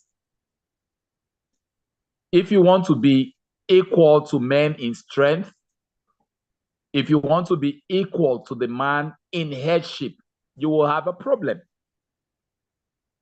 After all, even within our homes, you will see that the decision maker is the man. But if you look at a reasonable man, does he take the decision without conferring with his wife? No. The good man will ask for the wife's opinion. will consider the wife's opinion, looks at it, is it wise?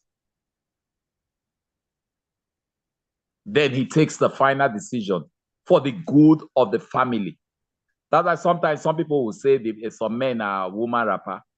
They are not woman rapper, but the woman, he considers the woman somewhat as an equal partner, not the kind of equal partner feminists look at. I know men even here who cook. Some people laugh at them. No. I also have a friend who takes turns with his wife in cooking. If the wife cooks this week, the man cooks the next week. He goes shopping for the wife goes shopping for him. And some people have issues with that. But that's their problem. But their home is a happy home. But at no point has these women that I know looked down on their husbands because their husbands cook. When they are sick or they have kids, they are breastfeeding, and the man looks, oh, the wife does this. Within this period, the woman cannot do this. The man assists the wife. So women need to understand that their role is complementary. Even if you're the leader of a nation, even if you're the one providing paying the bills at home because the man is not capable for one reason to the other, is not capable of providing the bills and you are, doesn't make you the head of the home. Doesn't make you look down on the man. A woman who does that isn't a leader. Cannot be a leader. If you cannot manage your home this way in a complementary manner, even if you have political office, you cannot manage the nation. You can't manage the nation. We all need each other. The eyes needs the nose needs the mouth, the hand needs the leg. And so we all work together. But if women, as some push it,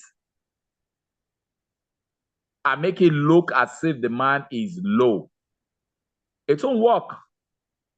If you are in your house and somebody is knocking maybe late at night, 12 midnight, and you're hearing a bang in your door, and you have a husband in the house, would you say anything a man can do, a woman can do? You go and open the door. You will go and wake the man. It's nature.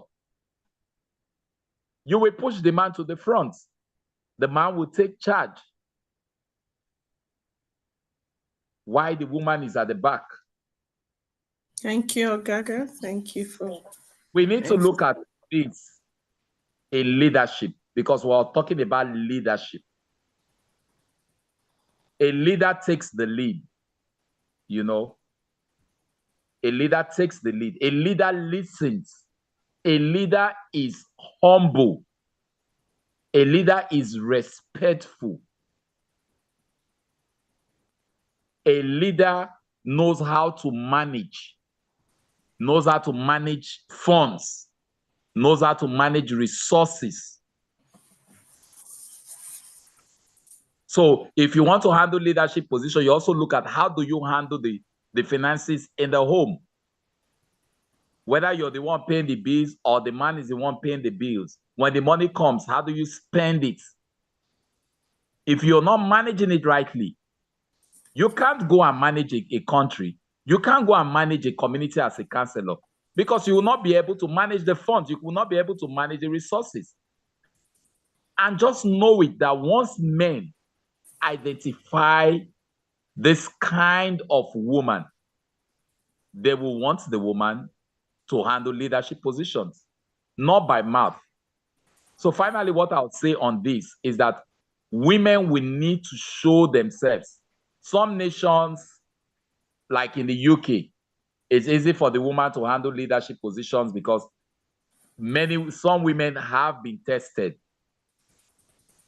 And so it's easy when a woman comes up. But the burden is more on nations like in Africa, where women are not allowed. Some men have taken these roles long from women. We had Queen Amina and other great women we mentioned in Benin. But so now the times we find ourselves, the women we have, we need to prove themselves. Once they're able to prove themselves, we will get to that place. Then also, legislation is very important in Africa. Women need to push their husbands. I'll still mention the Abai Women Riot templates. Women in Africa must stop being comfortable with what men are giving them during elections. Men will come, give you five cups of rice. A woman will come and talk. You will want to vote that man that gave you 5 cups of rice and 5,000 naira.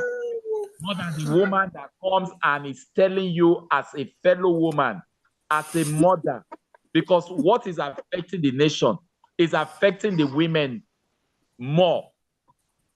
Because no woman will be comfortable. No woman will eat when the husband has not eaten. Even if the husband says, the woman wants the children first, she serves the children first. After serving the children, she now serves the husband. The remnant is what she eats. And so if the woman looks that she is the one affected the most, she would want to give fellow women more opportunity because they understand the pain. Most men don't understand the pains more. They're just alpha males. And so when they're in leadership position, they just make money and they just give little to the woman, spend rest to their mistresses, spend the rest with their men in the bars and parties.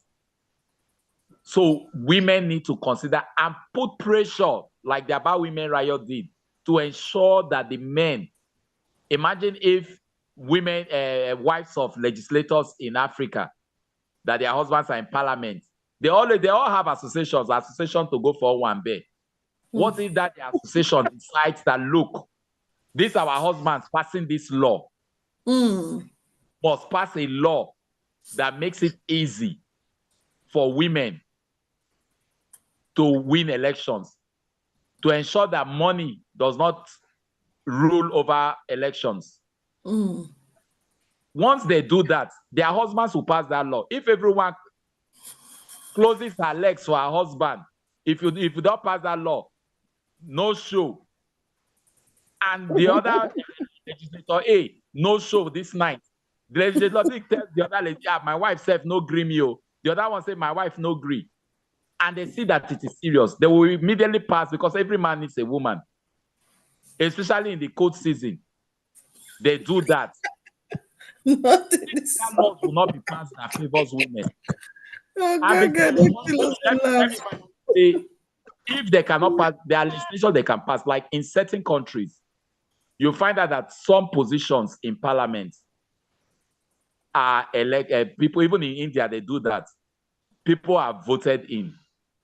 Why they reserve certain positions for the president and the ruling party, the president to elect members of parliament. We can have that in Africa. It's difficult for the women because of the money. If it is 35% affirmative action, let it be in the law that every state, communities will nominate, not politicians appointing, nominate a number of women. Each local government will have one woman nominated, not voted for, by her community to be in parliament. And these people not elected will also have equal voting right in parliament. See whether there will not be changes. And it's a shame when you go to Nigerian parliament, for example, the few women that are there are not talking. They're sleeping. They are sleeping partner. So tell me whether they will make it easy for the youths that have the voting power today now to want to vote more women in. Thank you, Ogaga. Thank you very much for actually putting in that narrative in terms of women using their power, using their intelligence to build, to make changes.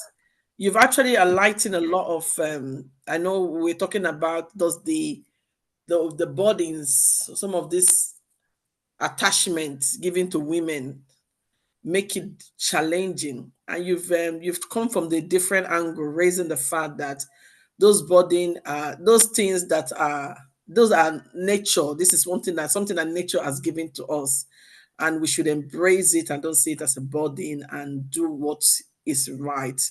And also dialogue dialogue, use our position to dialogue. No matter where the position that we have, we should use it to dialogue and get things done for ourselves. This is going to lead me to the next question, which is the main thing we're talking about. African leadership. We've had men over the years sitting in different political power. Sitting, I know we've emphasized because that's because the way the legislation is in Africa does not give room for women to automatically be in a position of authority without going through politics. So first of all, the legislation needs to change whereby it allow women a pass through, not because the political system is brutal. It's very brutal. Uh, if you like what Madam Angela said, you say if you think about some of the problem that you have, where do you have the energy to go and be going to this 180 million marathon race? You you will collapse before you even turn to the 1,000. So the political system is brutal, and to help us navigate so that we have plenty role model, there need to be another system of actually appointing women, not through the democratic way. Another system of appointing women or giving the community that they live locally to choose which women will represent them. And we women as our own, we too, we should do not let our economic deprivation stop us from advocating what is right for us. To talk about incentive being given to women, they go to their women meeting, they give them wrapper, they give them this, they give them one thing, they share this for them. And instead of them to be this, and when those politicians come, instead of them to be, yes, you can collect those things, they want to spend their money, let them spend their money. They want to give out item, let them give out item, but we should not sell our vote on issue that is matter to us. Those issues that matters, we should use those our women forum to continue to raise political issue that will change. Going to my next question of asking about the leadership now. Over the years, is it time that women should be appointed? We need the right women should be appointed into those arena. House of Common, House of, I don't know, it depends on the system you're using in Africa, what system which country is using. But is it high time that some of those committees, women should just automatically be getting those percentage of vote into those committees? When a committee is set up, they should have a legislation that said any committee set up, there should be a voice of a woman singing on the impact of women. Because like in Europe, they do that. Somebody is being brought in to raise the awareness of women development, the women support, acknowledging the role of women, acknowledging the issue that is going on. There's a lot of committee that is in Africa. Is it high time women start coming, they start appointing women? Because you say we need to try, but if you don't give us opportunity, how do we do that? So there's some women that are not only hearing from those that have had good privileged life, because if you hear from those that have good privileged life, they won't be able to narrate those issues well the way it affects other women. So is it high time we start talking about putting women in that position? I'm going to go to Nadine before we wrap up. Let's see what says the time. Oh, we're almost going to wrap up. Is Nadine in there? The future of Africa. Should we start appointing women while we're waiting for the political system to be corrected? Is it high time we start appointing women to be on the, if Nadine is not there, I'm going to go to Madam Angela. I don't know if Nadine is in there. I would like to say it's long overdue. Long overdue. It is long overdue, and that is why the organizations, the communities, we need to come together, speak with one voice, then present our issues to the right channel. So there's no other way to it than to consolidate all our efforts together, encourage other people, create awareness, let them know the importance of being in one organization or the other. Then this can be channeled to the right authority, depending on which country you are from. So it's long overdue. Thank you. I'm going to Nadine. What about you? What do you think? And do you think, do you think it is high time we start sectioning and asking for women presidents? Countries should have that after this 4, like now you have different tenor of this year, after 4 years. Should we start saying now in Africa that after every 10 years or after every 8 years, the next leadership, no matter the political party you are, woman should be your candidate? Oh, I don't know. I think, to be honest with you, we have seen women leaders in Africa. We have seen Mrs. Ellen Seelof. I don't even know how to pronounce her name. We are not. To me, I want to be honest. Women who have money as business women don't have the skills to lead. So for you to be a president, you must have acquired a great amount of power and a great amount of money, not business-wise, but politically as well. And you need to be ushered into that position by women. By men. You need to be the choice. You need to be the choice of a group of men, because let's remember that leadership at that level, you have people that you are serving. People are taking you there because they know that you are going to serve their interests. Okay. Now, we need to remember that whenever women are leading, they need to be very bad leaders, or they lead with their female advantage. So this is the two category of leaders that you have. You have a woman who is very bad, who has picked the male leadership and she has decided to be bad. But when you take a woman as a woman, it's going to be very difficult for us to be that wicked, because we still have the female advantage, because we are mothers, we give birth. It's going to be very difficult for a woman to stand and act in a genocide. When you look at the story of Cote d'Ivoire and the war that the two presidents, they were there, the two of them elected. If you see the atrocities, I don't think a woman can stand and do that much of atrocity. So to be honest with you, I don't have any answer. I believe that if a woman have worked hard and that she's in that position, let her be a president. But for us to demand that, okay, we can also be leaders and give us the next 5 years, no. First of all, we are not ready, because we don't have what it takes to be there financially and everything. But we have the female advantage that sometimes are weakening our capacity to do certain things. Thank you very much, Nadine. I like your take on that. We are not yes, sometimes we are. Yeah, I would like to just make a little emphasis on that, what Nadine just said. Women in business, do they have leadership skill? Women that has made money for themselves, they've managed to Did they have the ability to? Sometimes women in business become selfish. I'm telling you, when they get to that certain stage, it varies between. I'm talking from it vary because I've met with a lot of women over the years, women in different position of authority, both political, both in a civil society, in the community.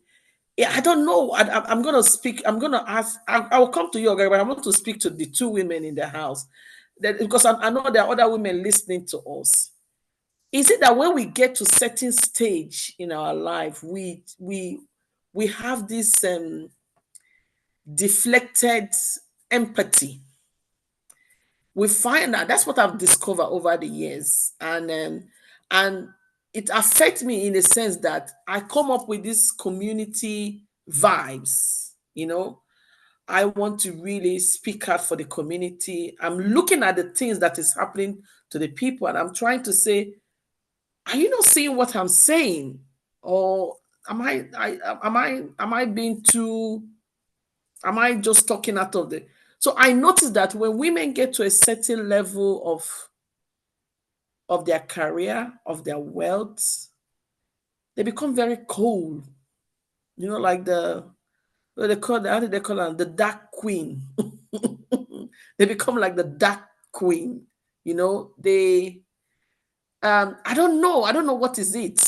Um they don't, they pay attention more to the upper class, and the attention to the lower class become not their vibes anymore. I don't know. I'm going to ask Angela, Mother Angela and Mother Nadine. Can you, I don't know if you've experienced this, but this is something I've I don't know experienced. if Angela want to speak before me, but you see, you cannot be on the first floor and be walking on the ground. A woman can't do that. If you are up there, you have to behave like people up there. You cannot remember. This is why, I talk about the leadership of Esther.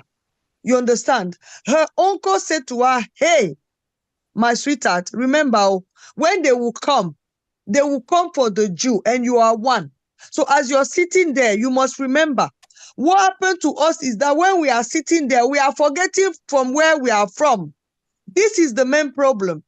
And if we need to, I tell you, somebody will say to me, are you a pastor? No, let's forget that. As once you study the Bible, once you study the word of God, you have a mission. And my mission has been to tell women to remember to be Esther and to remember to be the woman of Proverbs 31. Remember, these are two different women, and you're going to see other leadership like Deborah and other leadership. But the leadership of Esther reminds us, especially those who are wife for president or have managed to climb that ladder, that hey, don't forget your identity. Let your position not make you forget your identity, because when they will come for that people, they will come for you too, because you are that people. So that's all I can say. Thank you. Mother Angela. Like I said earlier, there is this ego issue. And also there is this complex, either inferiority or superiority complex. Not all women leaders do that, but from my own experience too, I can tell you 50%. So that is why you and I are in the community, to remove that stigma, to create that awareness that in any position you are, bring up others, don't bring them down. And it's not too late to start. So we take it as part of our campaign for 2024. Bring up others. Remember those below. Bring them up. Thank you. Thank you very much. I really like the idea of bringing up, because I remember saying to somebody in a political conversation, and I said to this person, I was discussing with another male politician. I said to the person, I said, you're gonna make the situation for yourself very difficult, because you have spent a lot of time sitting on that political seat, and you have refused to nurture the upcoming young ones. And you forget that you're going to die. And you forget that you're going to get old. And you forget that you're going to get tired. That this thing that you are doing, you cannot do it anymore. And then you will not, and when you get tired, you will have to vacate that seat. And you will have to go back to those people that you have left. And you will now have to sit in the middle of them. And then now people that have taken over your seats will start to make decisions that will now start to affect you, start making life very difficult for you. Then you start to complain.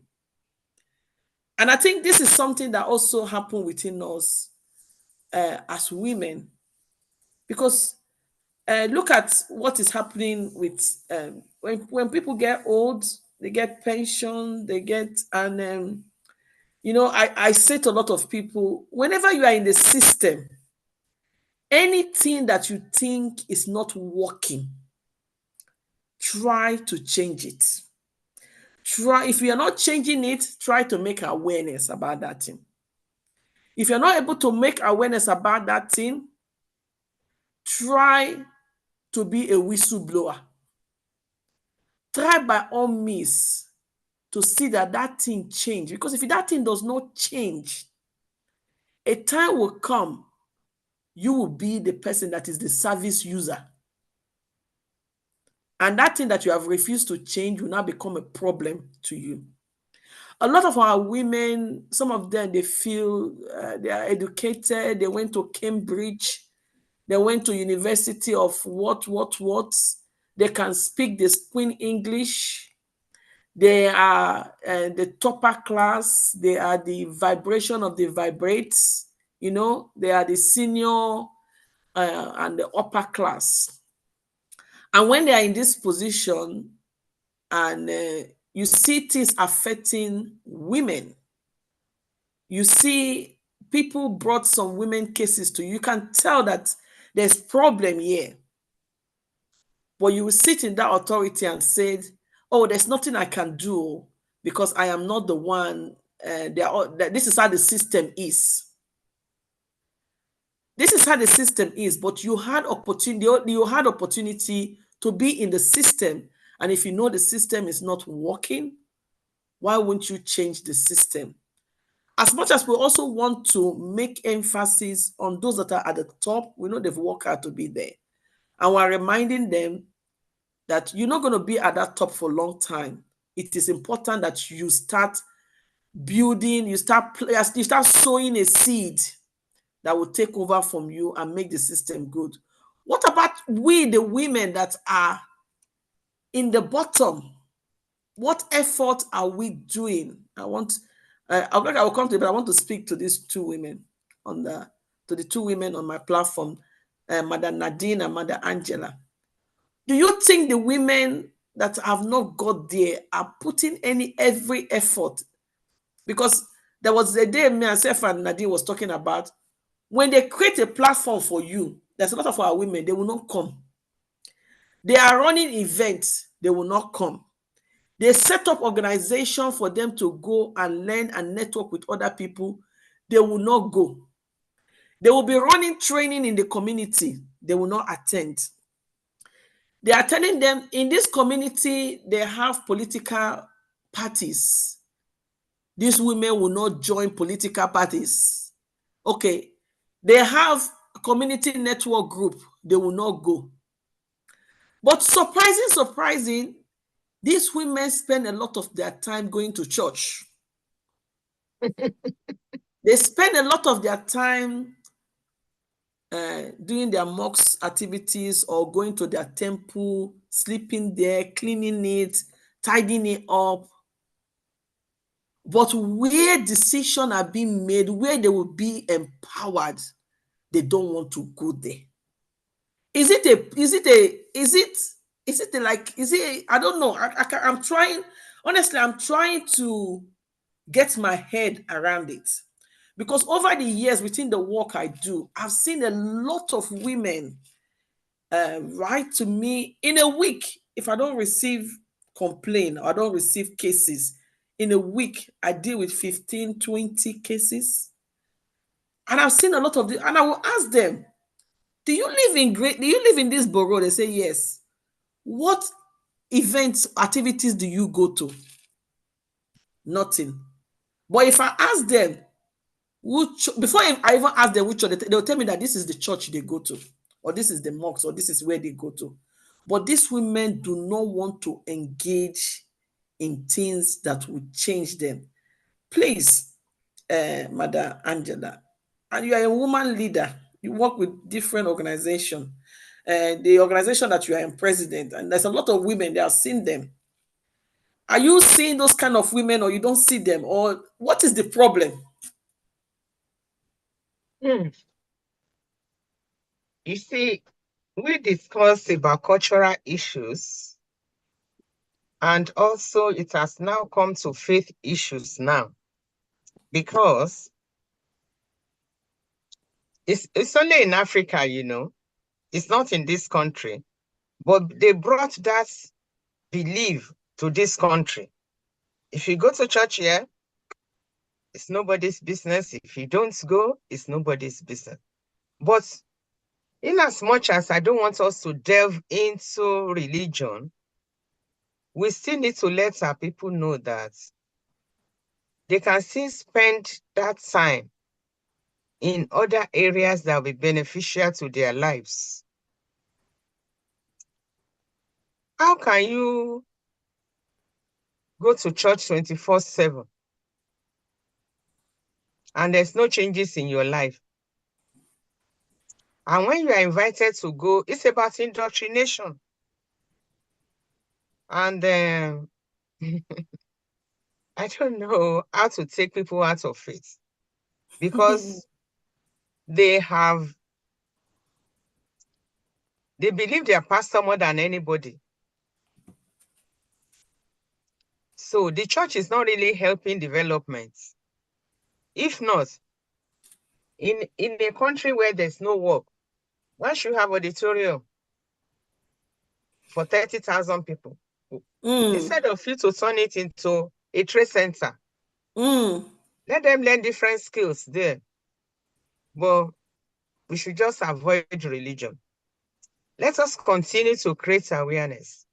Let us continue to tell them that they need more than religion. Religion will take them to heaven, but they don't need to suffer while still on earth. Because if you don't participate in what is going on around you, you are not learning, you are not improving. So how do you attain leadership role? So as far as religion is concerned, it has its positive and negative impact.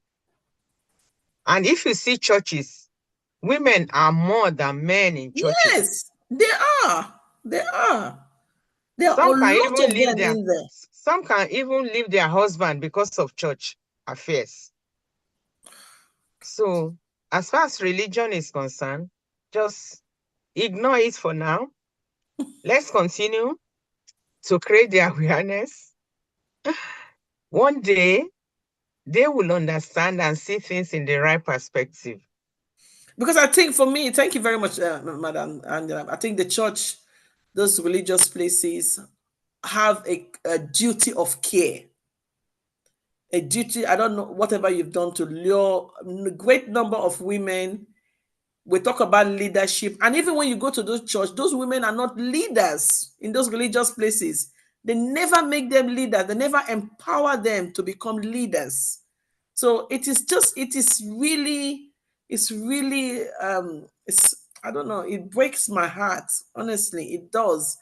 Because Wakanda Mama, sorry yeah? to No, jump go on. Go on. I'm so glad is Angela bringing this. Otherwise, they would have said this rebel of Nadine. She's coming. She's talking again. So, you see, I cannot understand that. When we Sure. understand the power of community, we are for community, identity, interest, geography, and faith. You and I belong to a geographical community and a community of interest for years and years and years in this borough. When I was to look at your name, I looked at your name because you and I belong. I'm not ashamed of it. We belong to the Labour Party, and this is how I registered you for years and years. When I was able to connect and look, years and years and years, you and I share the same interest. But when somebody looks at you and me, they will see that we are Black women. We share the same identity. Now we are going to go on Sunday to a community of faith, a place where we are supposed to be equal. But this is the very place where we are not equal.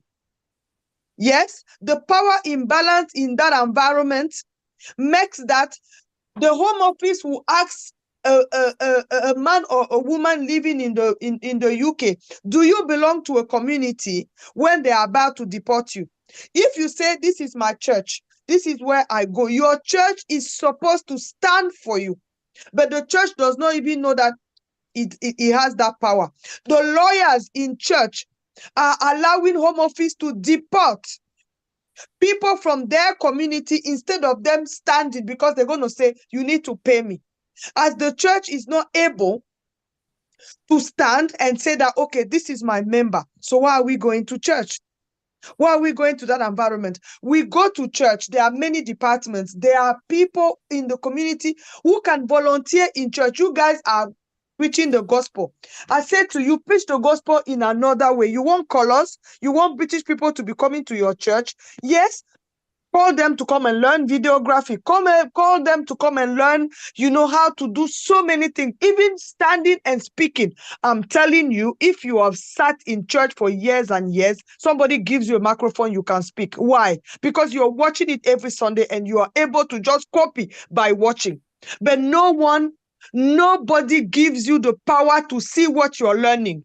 They are putting you under something to blind you, not to even see that. Okay, give me the passport on Sunday. On Monday, I now want to take my passport and go. You say I should come and ask you if I should go to school. I could come and ask you if I need to buy my house. I will not pay my mortgage. I will come and pay the money to the church and they will repossess my house. You are stupid, or somebody just had to baby you. What is your problem? You see, I told you, don't start me, because I just don't understand the level of inequality and the level of power imbalance that is happening to a community that is supposed to support people. We are under one umbrella, is the name of Jesus. You are no more than me.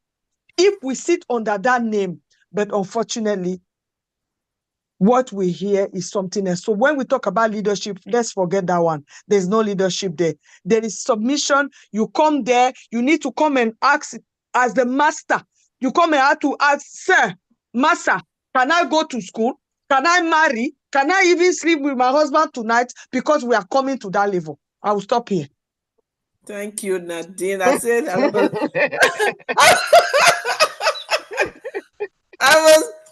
because I know this is because I'm telling you, I have seen over the years, and it is good we share our experience, as because Ogaga did raise something that we should learn to lift people up. What if we are trying to lift people up and they are not lifting, and they even want to drag you down to fall?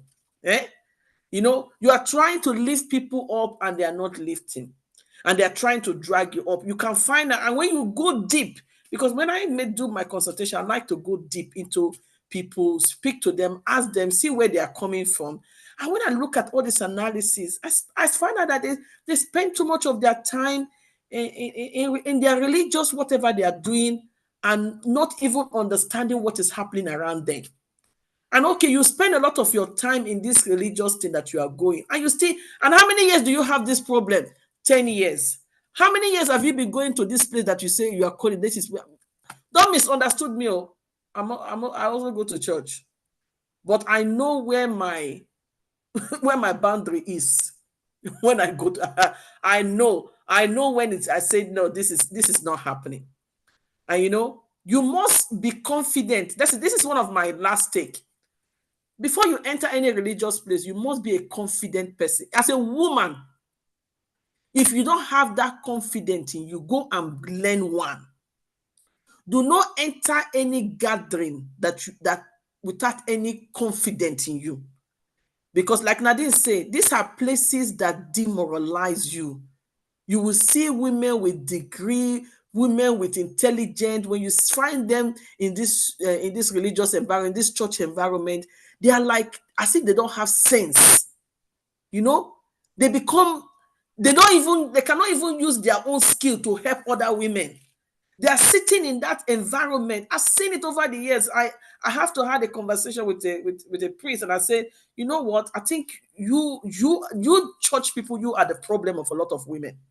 You guys are the biggest problem a lot of women have, because you are not actually supporting women. You're not empowering them. You're not doing no program. You not do no empowerment program. And even though when you do the empowerment program, it's a demoralizing program. Ogaga, over to you before I close it for the day. We'll do 3 hours today as it be woman matter. I don't say woman matter. Woman, I just quiet the laugh since I say woman. Since we'll be doing 2 hours, so that will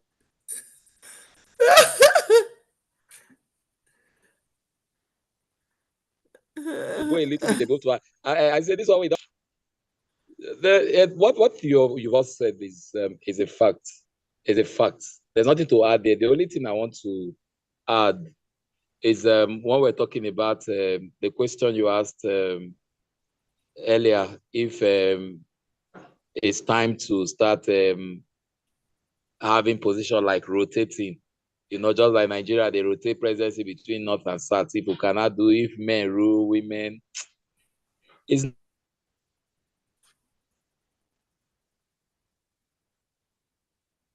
You're mute. I don't know. Your network is bad. People. We've had young people. We've had young governors. I think we had a governor that was about 40-something years that just disgraced us, that left, that paid $760,000 for 5 years in advance from government coffer for children's school fees, and has been running the state in a very funny manner. And he's a young person, 40-something. So tell me, would you now want to compare him with the old people that had even made better effort before? How about the women that they've made ministers? See the last one, young minister. Money meant for the poor. I think we should even say this. This minister of, is it humanitarian or what did the appointment? Young minister, better I do. You should know her. Young. I don't think she's even up to 40. I doubt. I don't know. But how much money that was to be shared to we know they don't even share to the poorest, because your community, you don't even see anybody that is very poor that has ever received. But this money was meant for the poor of the poorest in some states. Now that money was withdrawn, money over 500 million naira, withdrawn from government accounts into private accounts. I say they want to start sharing it from that private account. That matter don't die because the people mentioned, involved. This is a woman. We had a previous woman handling that position before. She's being investigated. So it's not about whether it's a woman, a man, a young person, or an old person. We just need people who have empathy, who have love, who are patriotic, who have the people at heart, who want to see change. Not every mother is a good mother. I hope you know that. Everybody will have a child that some people don't even deserve to have children when you see the way they handle the ones they have. Like you are in the UK, you hear stories where a mother will kill all her children. That kind of things, whether a mental problem or not. That's supposed to be a mother. So for me, it's just anybody who, not everybody deserves to be in position of leadership. Not every woman. Some women just want position so that they have more money. They will have opportunity to travel around the world. They will. You remember the Filipino president's wife? Was a queen or what? Has, I think, the highest collection of shoes in the world that time. Shoes, jewelries. So not those kind of people. But I just mentioned Angela Merkel. Ivana Marcos or something like that. Definitely, she had more shoes than people in the country. I swear. So not everybody, not every woman. Look at Merkel. Angela Merkel will say the clothes she wore, most of those clothes she wears are clothes she had before she became chancellor. And this is a woman that was chancellor for over a decade. She said when she goes, people will be like, why are you wearing these old clothes? Why? She said, for what? What does she want to wear those expensive new clothes for? Simple. These are the kind of women we need in leadership.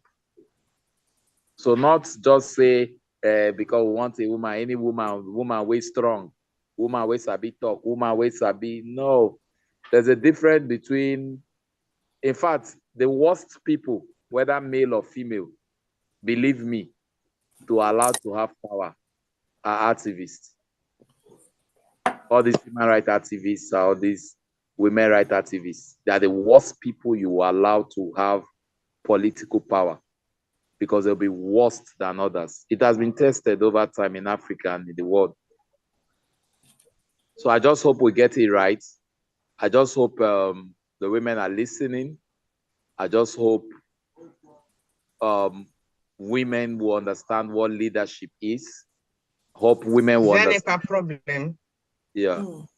They will also understand what equality means. For them to understand that they're complementing the men. And also the men to understand that women are equal partners. Because the men cannot play the role of the women cannot play the role of the men. World where you have men and women and everybody have their role. Whether the woman is in that leadership, she understands her role and understands the role of the man. That's the only way she can succeed. And also for a man to be in power or in leadership position, to understand the complementary role of a woman. If they don't understand this and don't live by it, it won't work. Look at Africa. See how it's going. It's a man's show. How is it going? As a man's show. So it's time they will begin to say, okay, fine. We have been trying men. For them to go back to history, the role women plays. For the men to also look at what role their mothers have been playing in their lives. Because many of us won't be what we are without our mothers. Can we, because of our mothers, try to replicate to get more women involved and see the difference? You know. So that's you. Thank you very much. Thank you. That is a great summit. Thank you, all my panel member. It has come to an end of the Africa month, and we've done justice to all our topic. We had great speaker and our two co-hosts with me, Ogaga and Madam Wakanda Nadine. I want to say big thank you. Madam Angela, thank you for your motherly advice on today's topic. And like we say, we will continue to advocate and we'll continue to do our best within the community to build up more women leadership, not just getting people in there, but a better person that will represent all. So from me to you, Lucy Isaiah, the host for today, I want to say to you good night. And I welcome you all. Good night. Your program, you've not talked about your program tomorrow. Is it tomorrow or this week? So you don't know, you know my routine. You know my routine, guys. And I like hope I we will say, join you one day for all the events. yeah, we look forward to that, having you here, Ogaga. We look forward to that. Very soon, we hope to have you here to come in. I'll start to the same. What believe say the dollar, the exchange rate go drop. Make a fee enter UK too. I celebrate with you and come. I And I tell want to you, even see Madam Nadine. I want to see you. Bye bye. thank you very much. I will be We there have on the Saturday. I won't be able to have a stand, but I will come and visit on Saturday. Because Okay, we all still right. have the election has been announced today. We still have to be stand there at the position of leadership. This is where everything starts. So on Saturday, we will be there. Okay, thank you very much, Nadine. Thank you, Mother Anja. Thank you, Ogaga, for joining us. Like we said, tomorrow we are at the Woolwich Library African Pop-Up Market. Come and join us and in the celebration. Saturday, all road leading to Kibrook Community Center, where we'll be hosting the African Day. We have some dignitaries, some high commissioner coming. We look forward to having them on board, and all our supporters that have actually made this occasion a great one. We all look forward to seeing you, and let's celebrate and also speak about that women in leadership, moving Africa to the next level. Thank you all, and good night to all our listeners that have joined us. Thank you for being part of this event, and we wish you all the best. Like we say, if you're a woman watching us, learn to be the woman that lifts another woman. And if you are a woman that is not lifting another woman, learn to walk when another woman is lifting you. Instead of, no, they don't want to be lifting you and you are sleeping. You're going to drag the other person down. We don't want no woman going down. We want tip up, and this is how we go. Thank you all, and good night. Thank you. Good night, Nadine. Thank you. Good See you on night. Saturday. See you all See on you. Saturday. See you on Gaga, Saturday. nice hearing your voice.